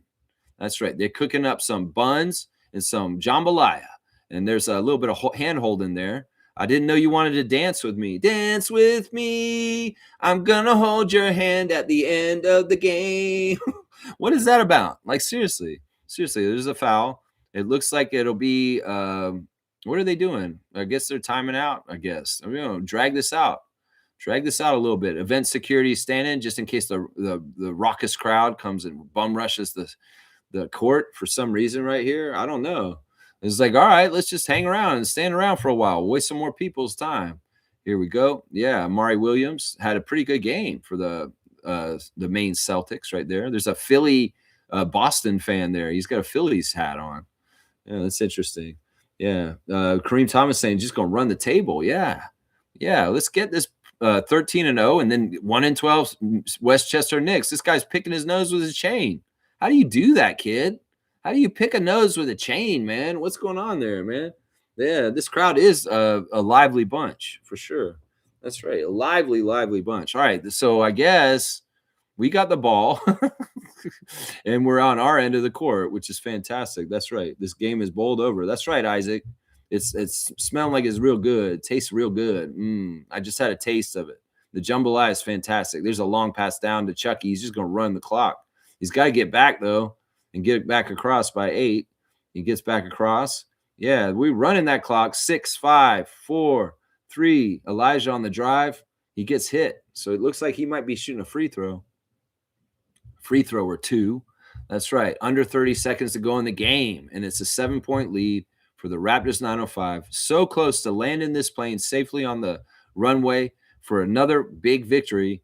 13-0 season so far. That's right. That's right. Here we go. Elijah. He gets 2 shots. The first one. Let's see if he's got it. He bricks the first one, so he doesn't get that. Come on now. In some ways, it won't matter. I'm sure it won't matter. But let's make the second one just a little good. Are they turning the lights on and off in the back? They are. They are. Those guys are creepy. Well, see, there's something weird about that, man. I'm telling you, when they turn those lights on and off, people be missing. There's something weird about that. I don't know what it is, man. Elijah Martin has the ball. He's holding it. We got the offensive rebound off his miss, which is amazing. He takes an open 3. He misses that. And 12 seconds on the clock. Maine's got the ball still. This game's over, baby. This game's over. It's over. It's over. Man, I want to know about that room, though. That flashing lights room. There's something weird about it, man. I noticed it in another game. They're doing some crazy stuff in that room. And every time they flicker the lights, somebody misses. Why is that? What is going on with that room? I'm telling you, it's a Stephen King novel. It's just like, it's so Maine. It's so Maine. Yeah, all right. They want them. Sometimes I feel like the refs are power tripping. Like, nah, on this side of the court, not over there. It's like they want to set up on one side. They're, nah, over here. I say where we set up. All right, Celtics put the ball in, and they're lackadaisical. Jonathan almost stole it from them. They're just going to let this guy get a dunk. They don't care. 5-point lead, 7 seconds. Let them dribble it out. Let's have some dignity, Maine Celtics. Just let them dig them out. All right, there we go. That W, baby. That's right. This is all that matters right here, baby. And as of right now, the Andrew Jones and Raptors 905 in his second season has a 13-0 tip-off tournament season. 13-0, baby. Big dubs in the chat. That's right. That's right. Infamous saying that light maybe affects the glare off the backboard when shooting. I know. There's something weird about that light, Infamous. I'm telling you. And they did the one time they didn't do it, they made the free throw. Every other time they did it, and even including when the Celtics were shooting, they would miss. But yeah, party time. Excellent. Let's go. 13-0. Big W's in the chat, y'all. Big W's in the chat. Big W's in the chat. Gray who? Gray who? 13-0. 13-0, baby. That's right. That's right. That's right. Gray who? All right, y'all. Thanks for watching the Raptor Freak stream today.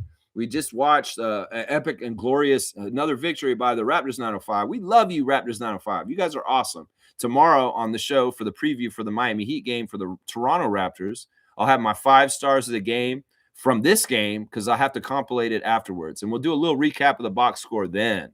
Also tomorrow morning, a little bit more recap on this game with that. So get that green garbage out of here.